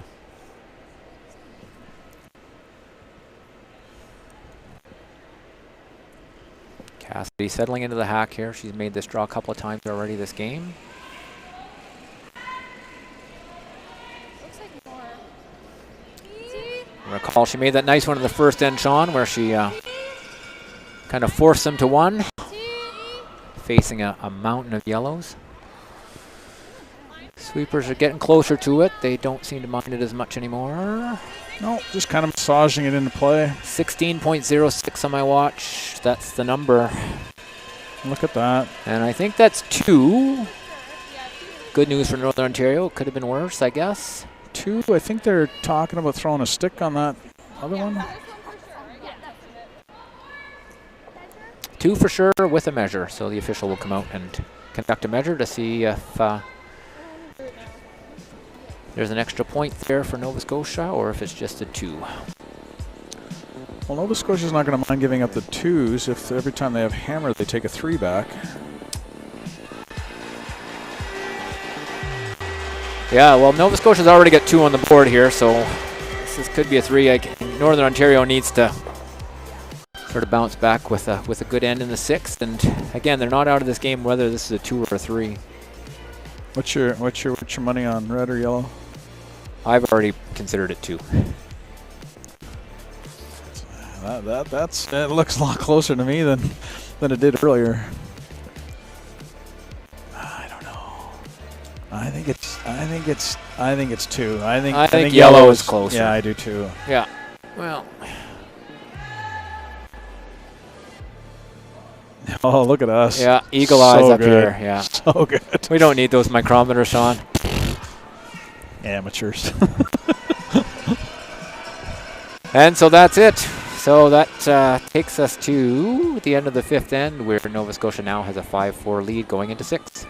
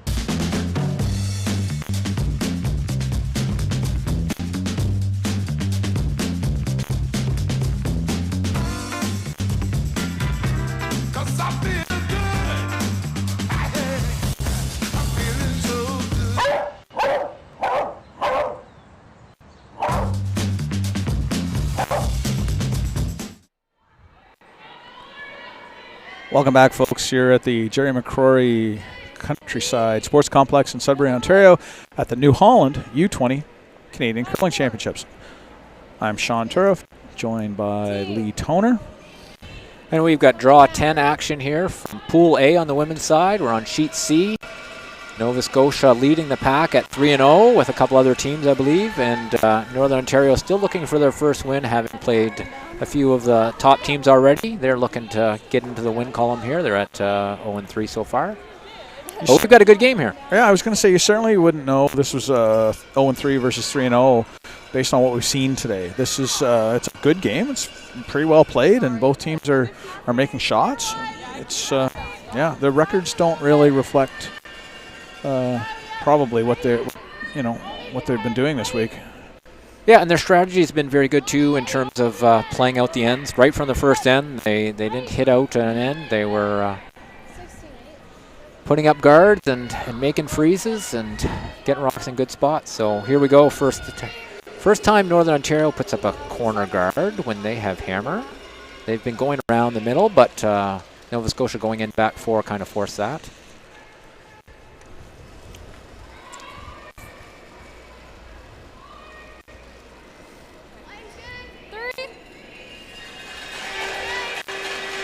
Lily Mitchell, the Dalhousie student, throwing lead rocks for Nova Scotia, looking to guard her first rock that went just beyond the tee line. Oh, sorry, I just did that, but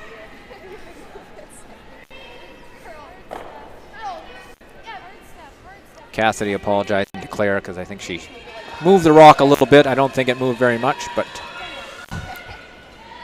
they'll make that adjustment and continue on with the game. So Claire trying to decide whether she's going to go around and freeze or set up the traditional box with the come around the corner guard. And we got some votes for the other call here coming from the other end.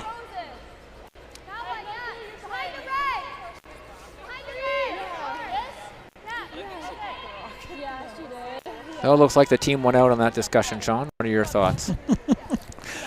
I kind of like the corner, to be honest. This rock in the back 4, one, it's in the back 4, and 2, you can get it at it either way. So you throw behind your own corner. Nova Scotia's got to do something, but you still got access there. I think this might have been one shot too early for me. Yeah, I think 6th end. I think Nova Scotia is committed to scoring. I think, and scoring a deuce is kind of the game plan. Well, that didn't quite work out for Northern Ontario. They ended up a little bit tight, I think, and wrecked on the guard. So Nova Scotia is going to take advantage of this and maybe protect that rock that was a little bit deep. Now if they can put something top 4, it takes away that freeze and keeps the play in the middle. Yeah, and I think Nova Scotia gets a little bit tighter hold of the center. Whereas in Northern Ontario, maybe it played around the corner, it would be a little less traffic up the center, and Northern Ontario would have some other options. But now they're kind of committed here. Yeah, and I even wondered Northern Ontario could have come around the corner guard either way, right? The wide way with the wide sheet here that we have at the Countryside Sports Complex here. We were able to put in the wide sheets, 4 sheets only, not 5. So it's a little bit wider than your normal curling club sheet. If you look at the edge of the 12-foot, there's still 2 feet on each side of there as opposed to some clubs where it's getting a little tight. All right, run back coming up here. Lily Wright. Over close. Just a bit. And now we'll probably see an end of centers, peels. Yeah, unless a run back is made, but now the run back is going to be a red rock, which you'd like to make that run back when it's your own rock, and that was the opportunity there. And Lily's no stranger to making run backs with her experience in mixed doubles. Very close.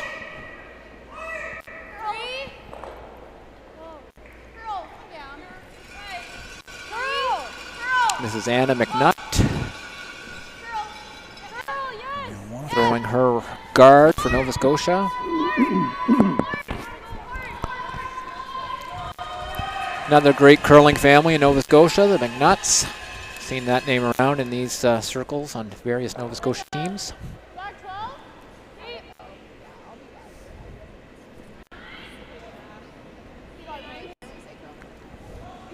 This rock is mostly buried. They're playing like, I think I heard her say back 12, just kind of pushing it away, trying to manage angles so that they can set things up later in the end.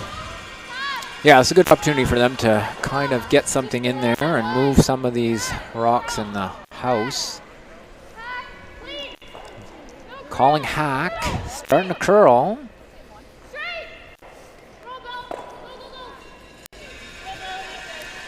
Pretty good shot.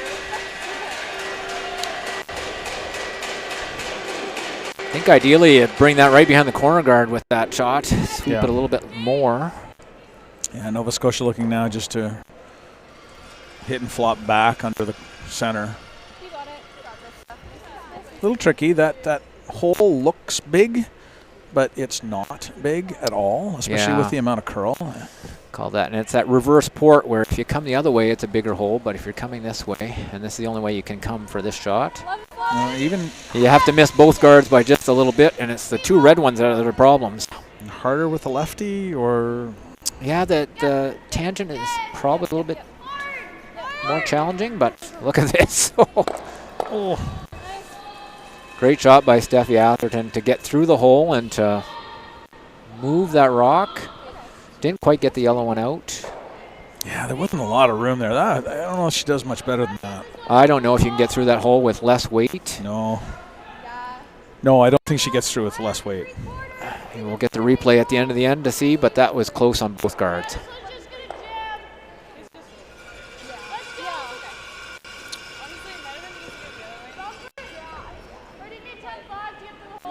So we'll get to see the righty now. Riley will take a crack at this. It probably is a little bit easier as a righty.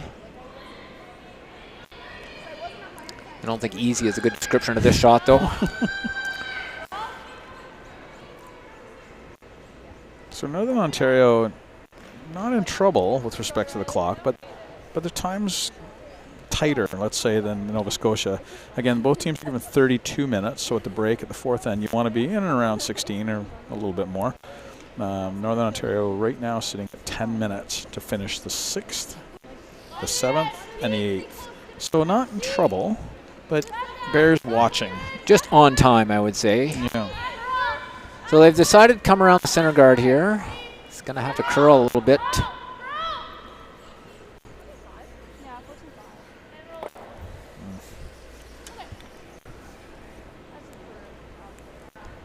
All right, so now we've got to kind of, so it's a 6th end. If you're Northern Ontario, you don't really want to give up a steal. You'd like to score, I think.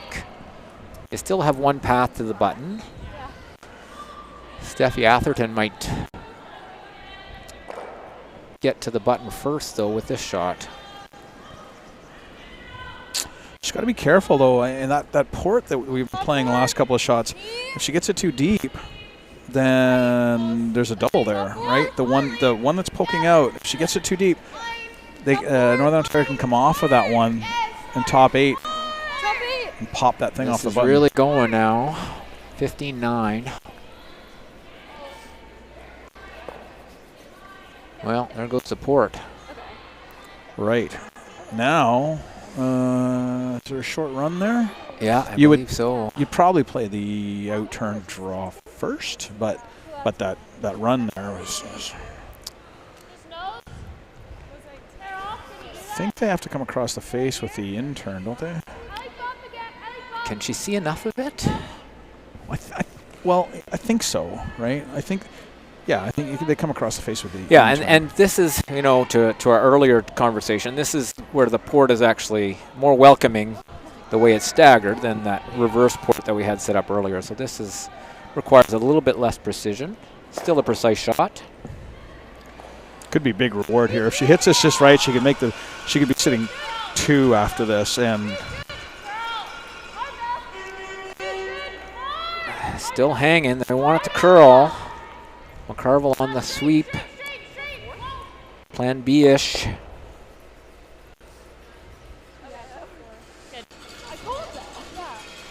Well, this end is exactly how I thought it would run. He called that port and the reverse the reverse throw through it, and I remember us talking about that just in the break. Yeah, so now got to keep resetting the situation. So Nova Scotia looking to sit 2 with a quiet hit, I think. Yeah, now and are they sitting 3rd if they remove this? I think the yellow back one is still out counting, that top one. I think so.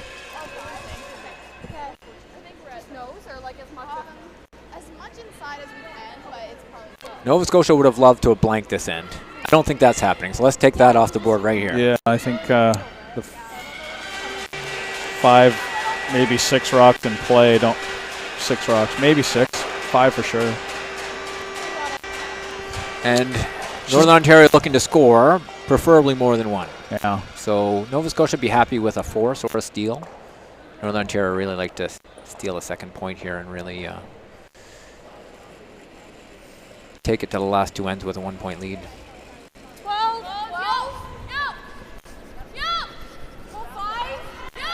This one's Anna starting to McNutt move. really on this one to keep it straight. And it's diving towards the guard, but they're holding it. Oh. Nope. Oh.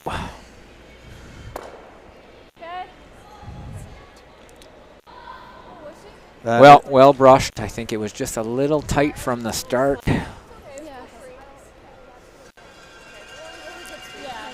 Wasn't easy to get to that rock.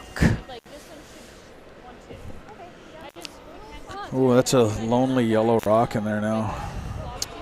Yes, and the shrapnel that resulted from that promoted another red into the house. So red is sitting 2nd and 3rd. And I'm thinking maybe 5th.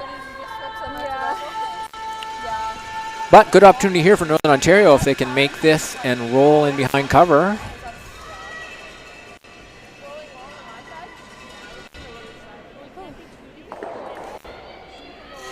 I don't think she's going to throw this hard. I think this is ice for something less than what she threw earlier. This is still tricky because there's that red rock on on our left.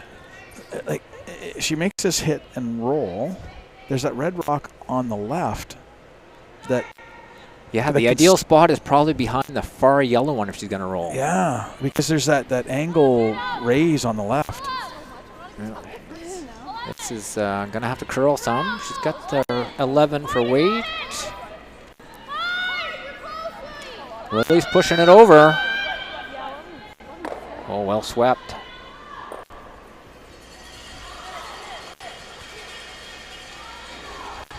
Okay, interesting. That did the trick. Ish. Red could still be counting 2 after this shot. Yeah, that thrown rock rolled a little too far. But we'll outcount one of the reds, so yeah.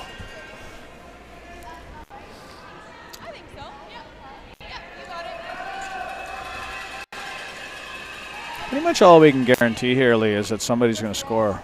I think we've got blank off the bingo card.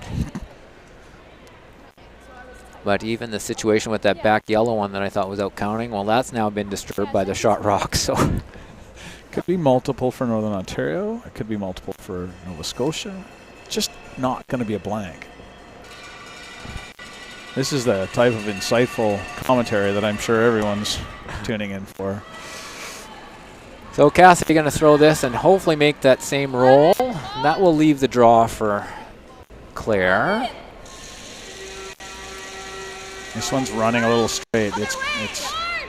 Oh, they're kind of plan Bing it. All right, well. Did not make the roll either way. So is the double there?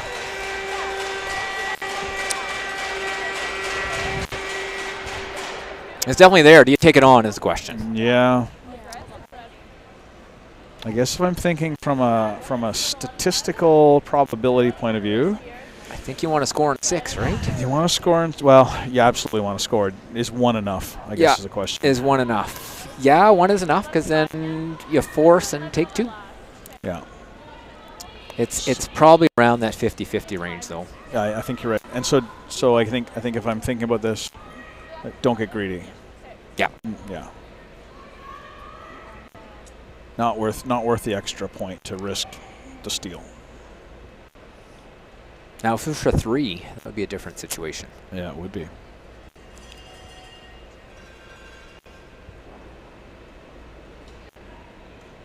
All right, Claire Dubinsky looking to hit and stick with her last rock. Playing the 6th end. Looks to be close. Starting to curl. She is down a little bit. I thought she was down. a Are we going to see the double here, Sean, or what? No, just the safe roll.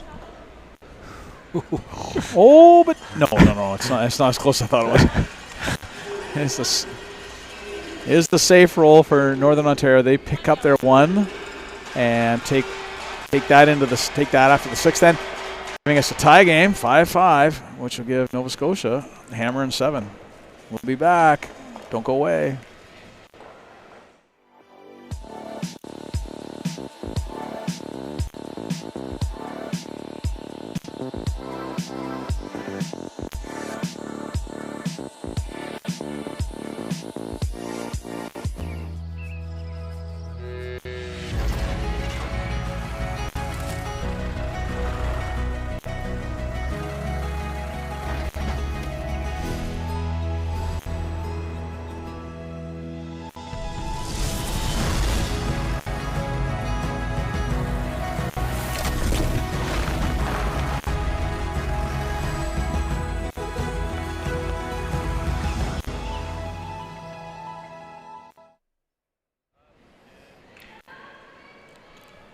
Welcome back to Sudbury.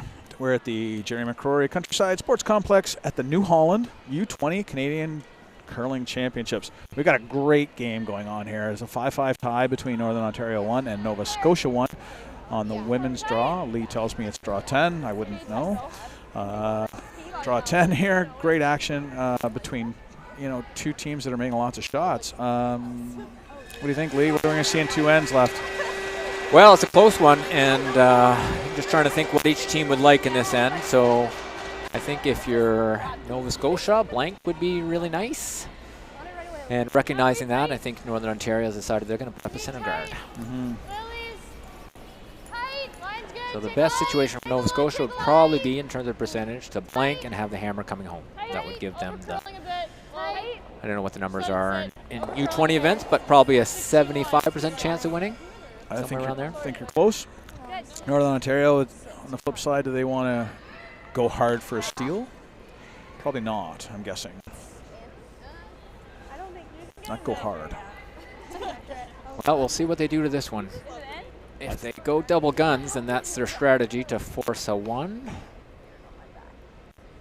Because Northern Ontario would be looking at a force as probably their best outcome, right? And then they would have probably a 45% chance of winning, get 2 in last. Yep. So we see the official coming out with the biter bar. This is one of those rare occurrences where, yes, you are allowed to check to see if that rock is in play because you need to know whether or not the free guard zone rule applies. And this is the fancy biter bar that you may not have in your club, but it's useful when there's a rock on the button or in the 4-foot in line and you have to measure over the rock that's in position, which can happen with the 5-rock rule as well. Looks like it's swung on by, so that one's in the free guard zone. Not removable at this point. So we're getting a glimpse into Nova Scotia's strategy here. They're going for a multiple. 3. Line's good. And so we mentioned that the blank would be their preference, but I think getting 3 would be be a better preference. would be preferable to the blank even.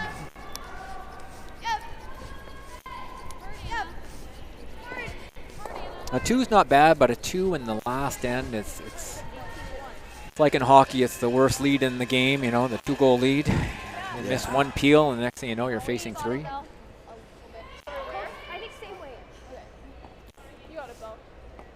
Little testament to Shoresy there for Shoresy's fans.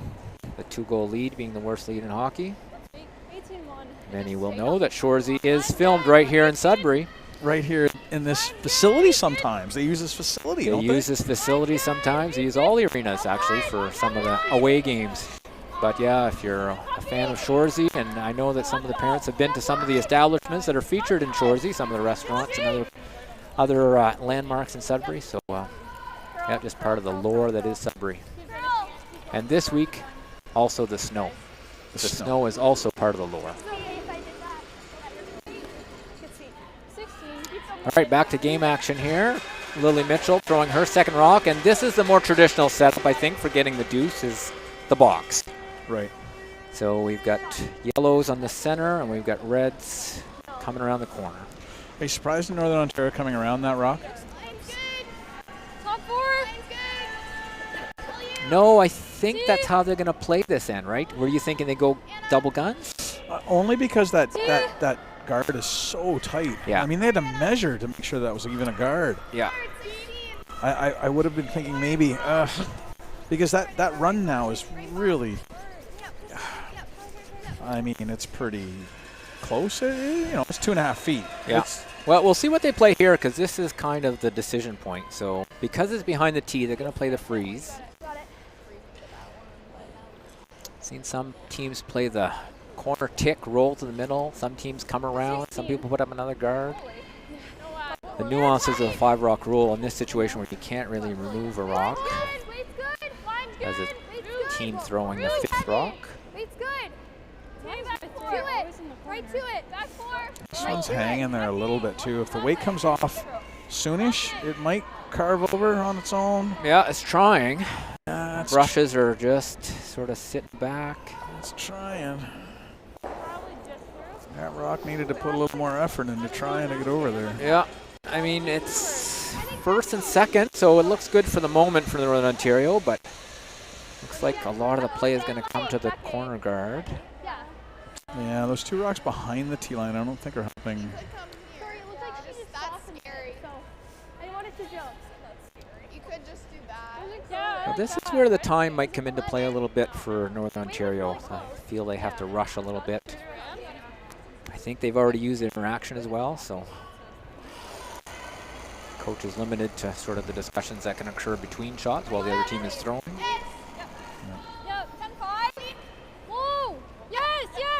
Yeah, Northern Ontario with 6 minutes 59 seconds left for this end and the next.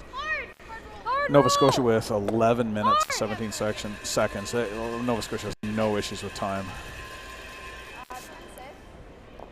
All right, so Anna McNutt has removed the center guard and rolled onto the circles.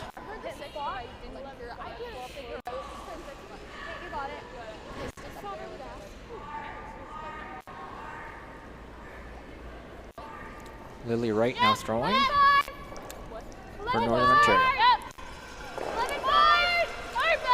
McCarville on the sweep. This one moving, but I think she's in good shape. Good. Oh, 10-7. Yeah, what was it? All right, so let's see how committed they are to the game plan here. Looks like Nova Scotia's going to ignore that situation accumulating on the side and come around the corner guard once again. Yeah, I mean, I think I like this. The center's wide open. You're not taking a whole lot of risk here. A lot of rocks left to play. Those 2 rocks on the right are doubleable. Yeah, they're teed up pretty good, I would say. So this is Anna McNutt, psychology student from Dalhousie University.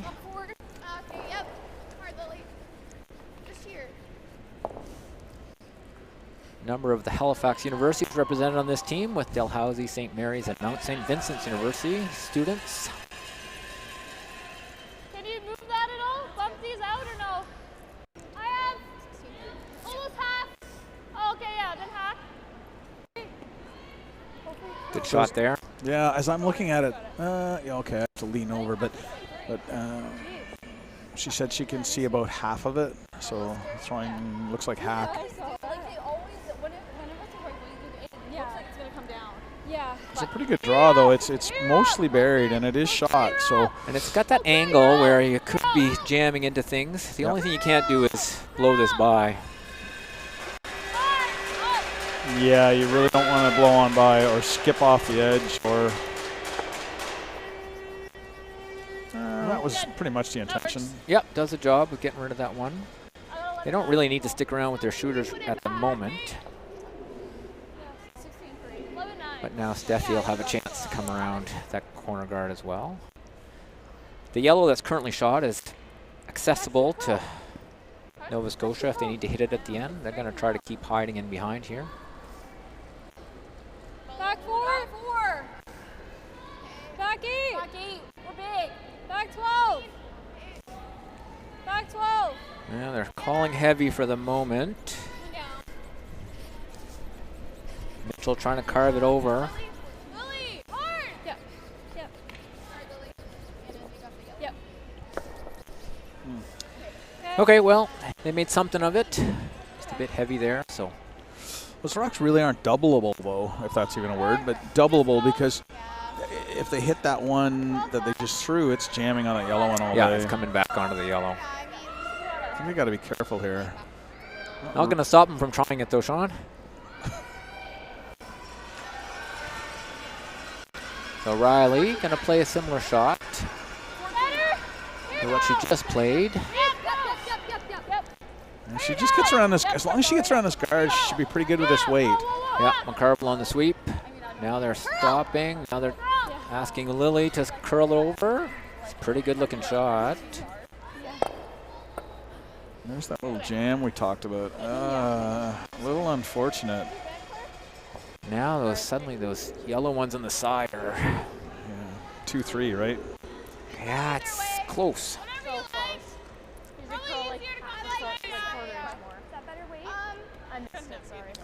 So I think Nova Scotia's going to deal with this one yellow one now. Yeah, it's tricky because it's all still behind the tee line, right? I mean, if they ever come across the face of this with the out-turn and flop under, it's all still behind the tee line, so it's all still something they can freeze to if you're Northern Ontario. Yeah, you make a freeze, and it's the same as a triple takeout. Yeah.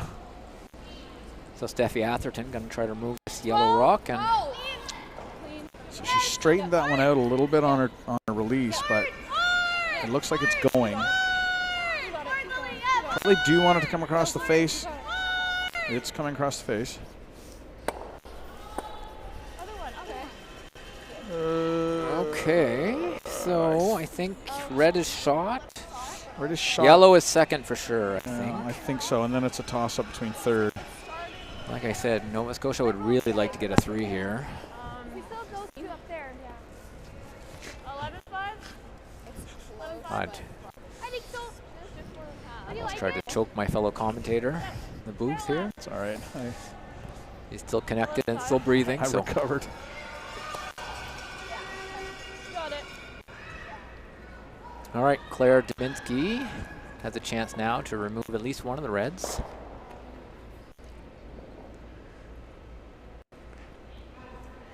Would you ever freeze on that, Lee? Or is the risk just too much? It comes down to what you're trying to do this end, right? Yeah. You don't want to give up a multiple. Yeah, that's fair. But the skipper's deuce multiple will be there with this shot choice, right? Yeah.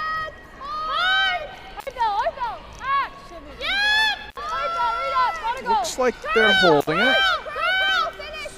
By the guard. Now they're sweeping it to hold it a little bit more. Yeah, so this is... There's your skipper's deuce yeah, this is call. the danger of playing that hit. I mean, I don't know if there was another choice discussed, but that's a product of sometimes when the time is ticking away, you feel that extra pressure to make a quick decision. Yeah, they recovered well. I thought they were getting a little tight. They're at 5 minutes 14 seconds now, which should be a ton of time for the last end. One more shot plus the last end. It should be a ton of time. Except if you look up at the other team's time. Yeah, I mean, that shouldn't matter, but it does somehow psychologically. Yeah. Nova Scotia with the benefit of being able to take some time and really think this through. This is a key shot for this game, I would say. You put this in a good spot. In front of the tee line, shot, buried. Northern Ontario will have a decision to make.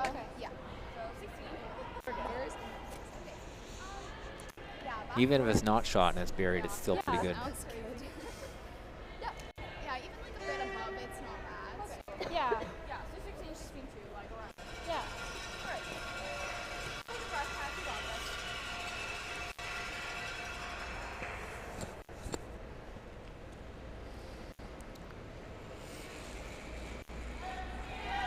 Cassidy with another draw. Looks close. See? Line's good on you. Top four. Top eight. This does not look heavy. It's not heavy. Yeah, forward. Yep, 16.5. Hard, keep going. Yep. I think I heard a 16.5. That's pretty close to what I got with my watch. Yeah, same here. So Just needs to come a little bit more. close. Yeah. Here comes those other yellow rocks. I want to make sure that they're not leaving any multiple opportunities. No, the one closer to you. This one, and maybe Depending on what they do, it could just guard. be good. Well, I know. It really died down too. So I think we need to have a discussion, make sure everybody is on the same page about where this guard needs to be. Had a couple of scenarios where it's Can't do anything on. been a little bit longer than they wanted. And what are you guarding? I think you're guarding this chase, right? I think you are. It was definitely the path to the rock that you're guarding. I like this. You gotta go. Just go for draw. You definitely can't leave a double. No.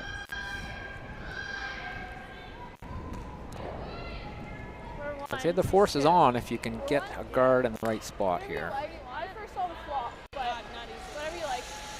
The right spot is probably just over the center line. So I think the discussion was whose second shot. Because even if you put this guard up, that red, run yellow is there. Yeah. And if their second shot, as long as they make contact. Well, now again, is it worth two or taking the risk? It's Nova probably Scotia not. might take the risk if the downside is just giving up one. Yeah. Then they have hammer coming home with Right. down one. This one is not coming anywhere close to where they wanted it to guard. Think But you it want to might- keep it going though. Yeah, it might finish in. Ooh. So and again, I think that did the job because I think it did the job. Can you get through the hole with enough weight to keep your shooter around and move this one? So for me, you only have to move that yellow rock, just outside the 8 foot, right? Oh, not even. You just have to move it Yeah, 6 inches probably. Yeah. So I think that's there. You're right on the center line. So Yeah. They should know the path. I think the hole is small with less weight. Yeah.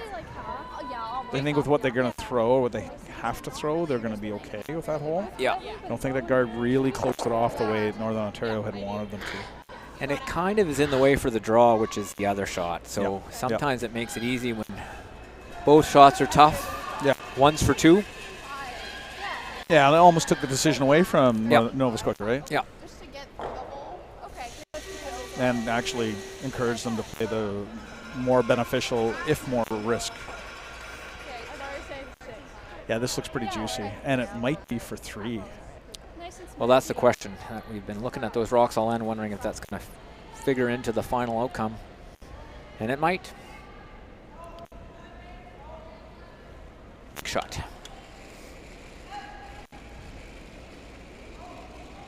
Well, this looks like about the right weight. 13, so that's just to the hack, probably. Yep.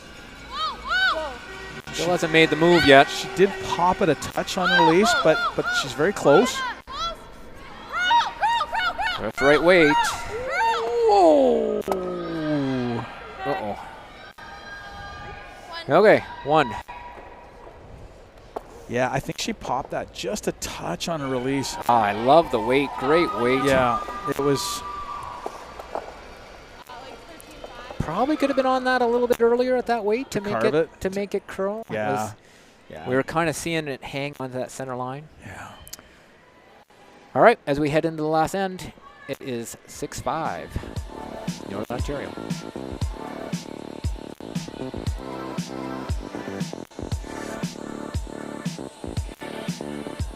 Today we learned to put one foot in front of the other.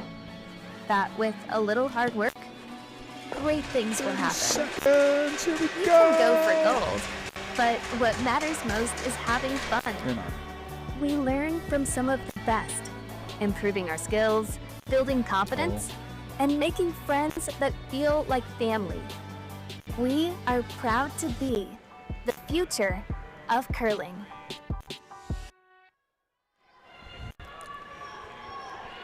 Welcome back, folks. We're at the U-20 New Holland Canadian Curling Championships. Sean Turf here with Lee Toner. We're at the Jerry McCrory Countryside Sports Complex in Sudbury, watching a great game between Nova Scotia 1, Northern Ontario 1. Northern Ontario up 6-5, but Nova Scotia has hammer coming home after that sneaky steal from Northern Ontario. Lee, going to be a big end here. Yeah, sneaky steal, but I think not terrible for Nova Scotia. They kind of get hammer in the last end. I think I really did agree with the shot call, and I mean, because the reward was there. It was 2, maybe 3, and hard not to throw that, to take that. I'm not really sure what else they had, to be honest. Anyway, you maybe throw a little less weight and throw a draw-ish kind of weight, then come off yours for 1. But you might as well throw what you threw. And yeah, I like the shot. Yeah. I think, like you said, it was just straightened out at the very last second and didn't quite make it over. Really close, not an easy shot, but a shot with an upside of 2 or 3 I think is worth taking, especially when you're looking at a situation where you could be at worst down 1 with coming home, which, like we said, is probably a 45 to 50% chance of winning for most teams. And some people prefer this, even though the numbers don't always support that assumption. Really, really quickly, I'll go over sheet A, Saskatchewan, New Brunswick. It's all tied up, coming home 4-4. New Brunswick has hammer. Beside us, Newfoundland Labrador and Alberta 1. Newfoundland Labrador up 6-4. Alberta 1 has hammer. And on our right, Quebec and BC looks like they're shaking hands. I believe Quebec has just won that game. For all the scores, curling.ca/scoreboard. And on this sheet, Team Northern Ontario had its center guard up. McCarville was attempting to come around and ended up knocking it on the way by. So now there's 2 yellow guards in play, along with a red guard. What's the strategy here for Team Northern Ontario, do you think, at this point, Sean? Well, how they're going to play it or how I'd play it. I'd be a little bit. I mean, a force isn't the worst thing ever, right? It's not the worst thing, but a safe one would, you know, a safe one isn't the worst either. Then at least you have hammer into the extra.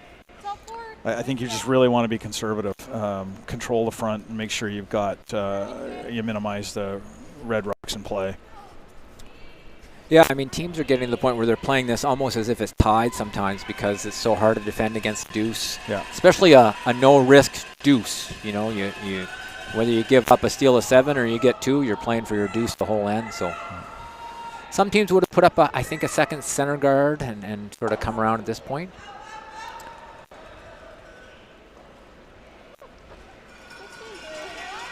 Not crazy about an end that starts with coming around the opponent's corner guard and you don't have much in the middle. No, and I think maybe the thinking is we're just going to make sure they don't get more than one. We'll cut off anything that they get started. But I'm with you. I don't love it. So Lily Wright, not great either. just tapped her own rock there. That was kind of a small hole to get through. Nova Scotia got through, but Nova Scotia has a chance early on in the end to be sitting 2 without too much risk or without too many double possibilities. Yeah, they can flop over to the left as we're looking at it here and be sitting cross house, half mostly buried on both their rocks. And with the knowledge that they can tie the game and bring it to an extra end, especially with the middle clear. Really good shot there. They couldn't have done much better with the roll. It's a little tight to the guard, but they couldn't have done much better. Yeah, you can't jam, so I think that's a pretty good shot. All right, now Lily's going to be asked to make a double run. Yeah, I'm a little curious if they're just trying to get rid of this one. Oh, I guess this is the more dangerous guard situation. That's probably why they're running this one. So even if they don't get that rock out, at least they clear up that situation. Yeah, that was unfortunate. Bad break there. That the middle red rock just flopped into the house, and the yellow one just floated on top of the other one. So it's a little bit unfortunate for Team Northern Ontario. So I think now they got to shift their strategy a little bit because I don't know that forcing to 1 is really in the cards. No, not with that center so wide open, right? So Anna McNutt trying to draw another one in there, and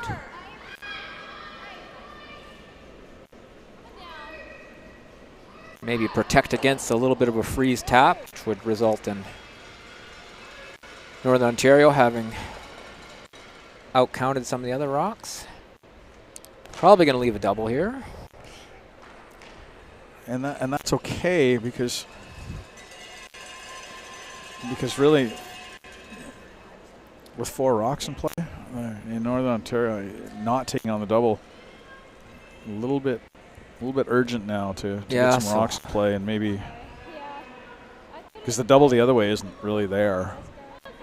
Although, might want to take care of these 2 first. So they're going for an opportunity here to sit shot, maybe after this rock, behind a couple of guards. Riley throwing a hit to the outside 8-foot rock. Third shot, though. Nova Scotia not messing around with this. They're going to continue to eliminate yellow rocks and keep their reds in play. Steffi Atherton. Yeah, she could flop under here, and then Northern Ontario is really in some pickles. Gonna have to sweep to curl this. So Anna McNutt is on it to curl.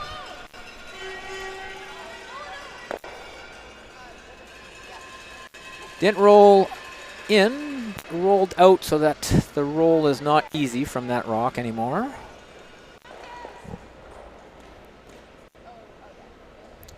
I think we're drawing now, right? We're drawing around this staggered top 12 and tight guard. Yeah, and if Northern Ontario can ever sink one in here, that's a staggered guard, and so they may be able to pull one out of it here if they can get this just in the right spot. Yeah, that's the only situation that really is not helping Nova Scotia is this stagger. Yeah. This one's looking pretty good. They're talking about the line. It looks they got to keep on it, but Really curling now, 16-2. it's going to be awfully close. Get around that guard, they're okay. They're not quite around. I think she was like a foot light. Yeah. Not more. That was. She would have been shot, I think, had they made it by. Yeah.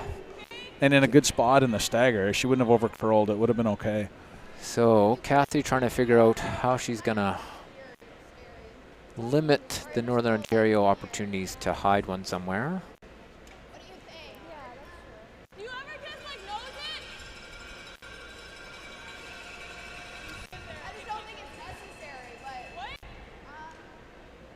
Stagger continues to be a concern.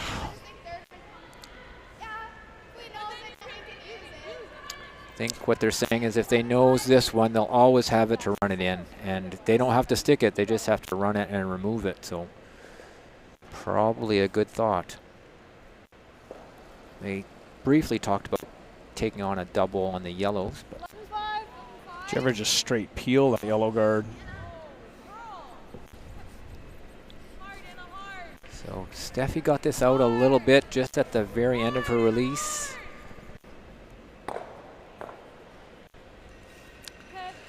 Okay, got away with it. Yellow's gone, but gives Claire Dubinsky a chance to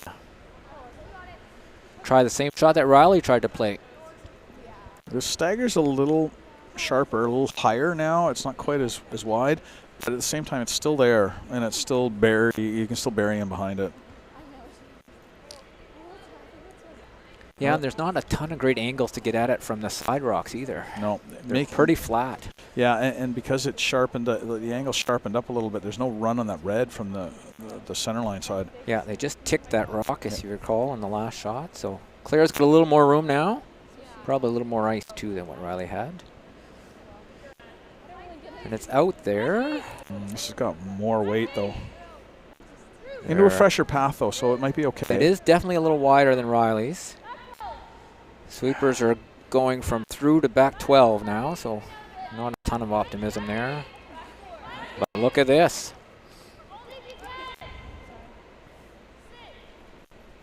Yeah, the line was fantastic. The line was really good. If it just had about 2 feet short, even if she's in the back 8 foot, it's still a tough shot. Well, I think Nova Scotia's got to do something about this situation so that they're not vulnerable to it again. Yeah, I mean, you know what Northern Ontario is going to call next. I didn't mind your peel call earlier. I know that the peel is tricky because there are a lot of jams, but yeah, that one red on the center line was. Let's see what Andrew's got to say here. Coach Atherton is going to come out on the ice. He had his interaction. He likes to peel. He's been listening to the broadcast. I liked it a while ago. Yeah, picture here of the situation. Yeah, there are some possibilities of jamming, but you'd have to be pretty unlucky to jam and roll back in, and even at that, you'd still have a simpler shot than what you'd be left with now. Yeah. I feel like if you peel, even if you jam and it goes bad, you're guaranteeing your one. Yeah. You are guaranteeing your one, I feel. Yeah, so they've gotten back to the peel.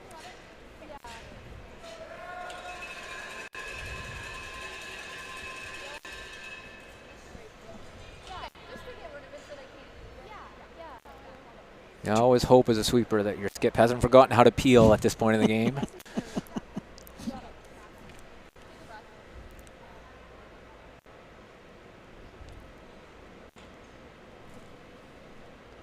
I think this is a call to make her next shot much simpler. Yeah.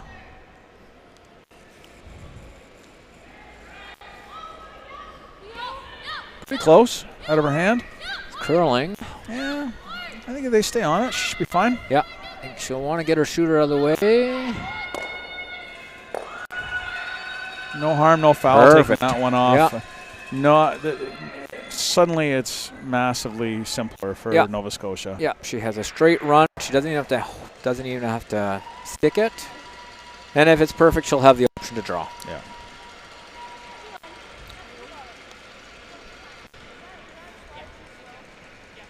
Yeah, so the coaches huddling over with their players in between shots here. Kind of nice to see in these key situations, make sure everybody's on the same page. And if nothing else, it gives the players a little bit of, hopefully, it helps calm them down a little bit. Gives them a little bit of confidence. If it's not even a strategy call, even if it's just a, you know what, you got this. You know where to put the room. Yeah, lots of time, little reminder. Yeah.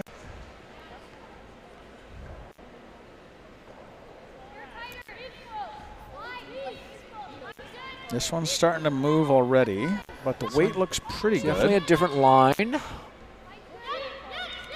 Got to get by that top rock, though. Yeah, it's got to be shot, otherwise.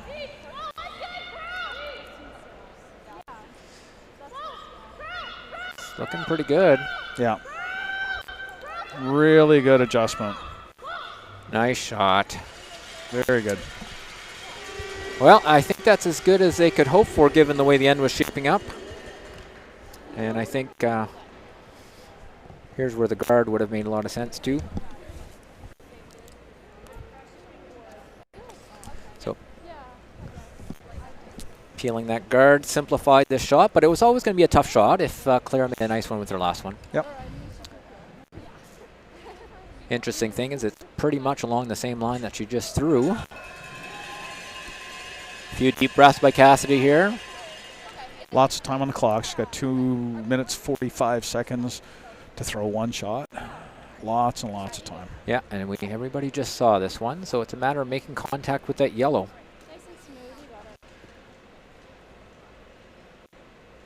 Last game on the ice, everybody watching. Cassidy and the hack ready to throw.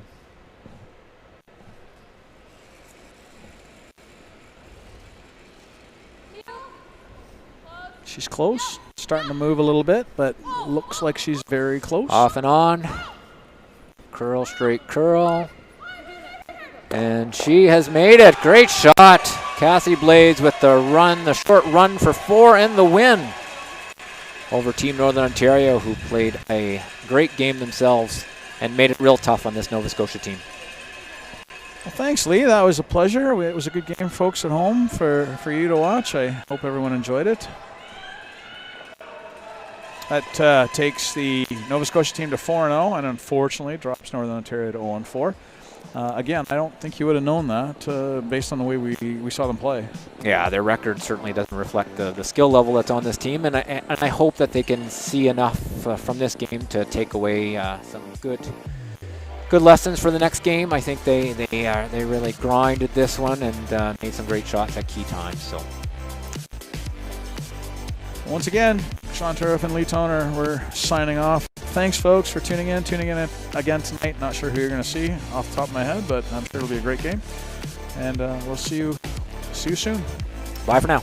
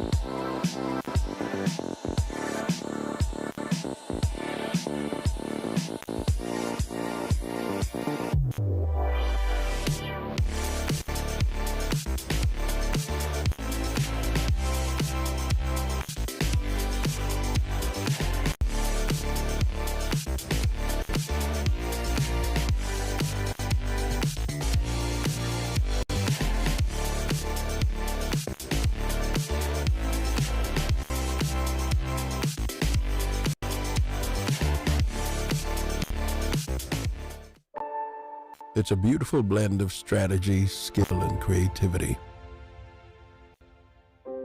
curling. But it's our people that make us great. We're a mosaic of countless experiences. We communicate and collaborate. We value new ideas and different perspectives. We learn from our past and from our future. We may even disagree sometimes, but it's in our differences that we can see our strengths. The beauty of our sport is reflected in our people and our values. Regardless of your ethnicity or gender, your abilities, your stage in life, your beliefs, or who you love. The rocks and the ice don't discriminate. And as curlers, we won't either. We will be the change that we want to see in the world. Curling is a place for everyone.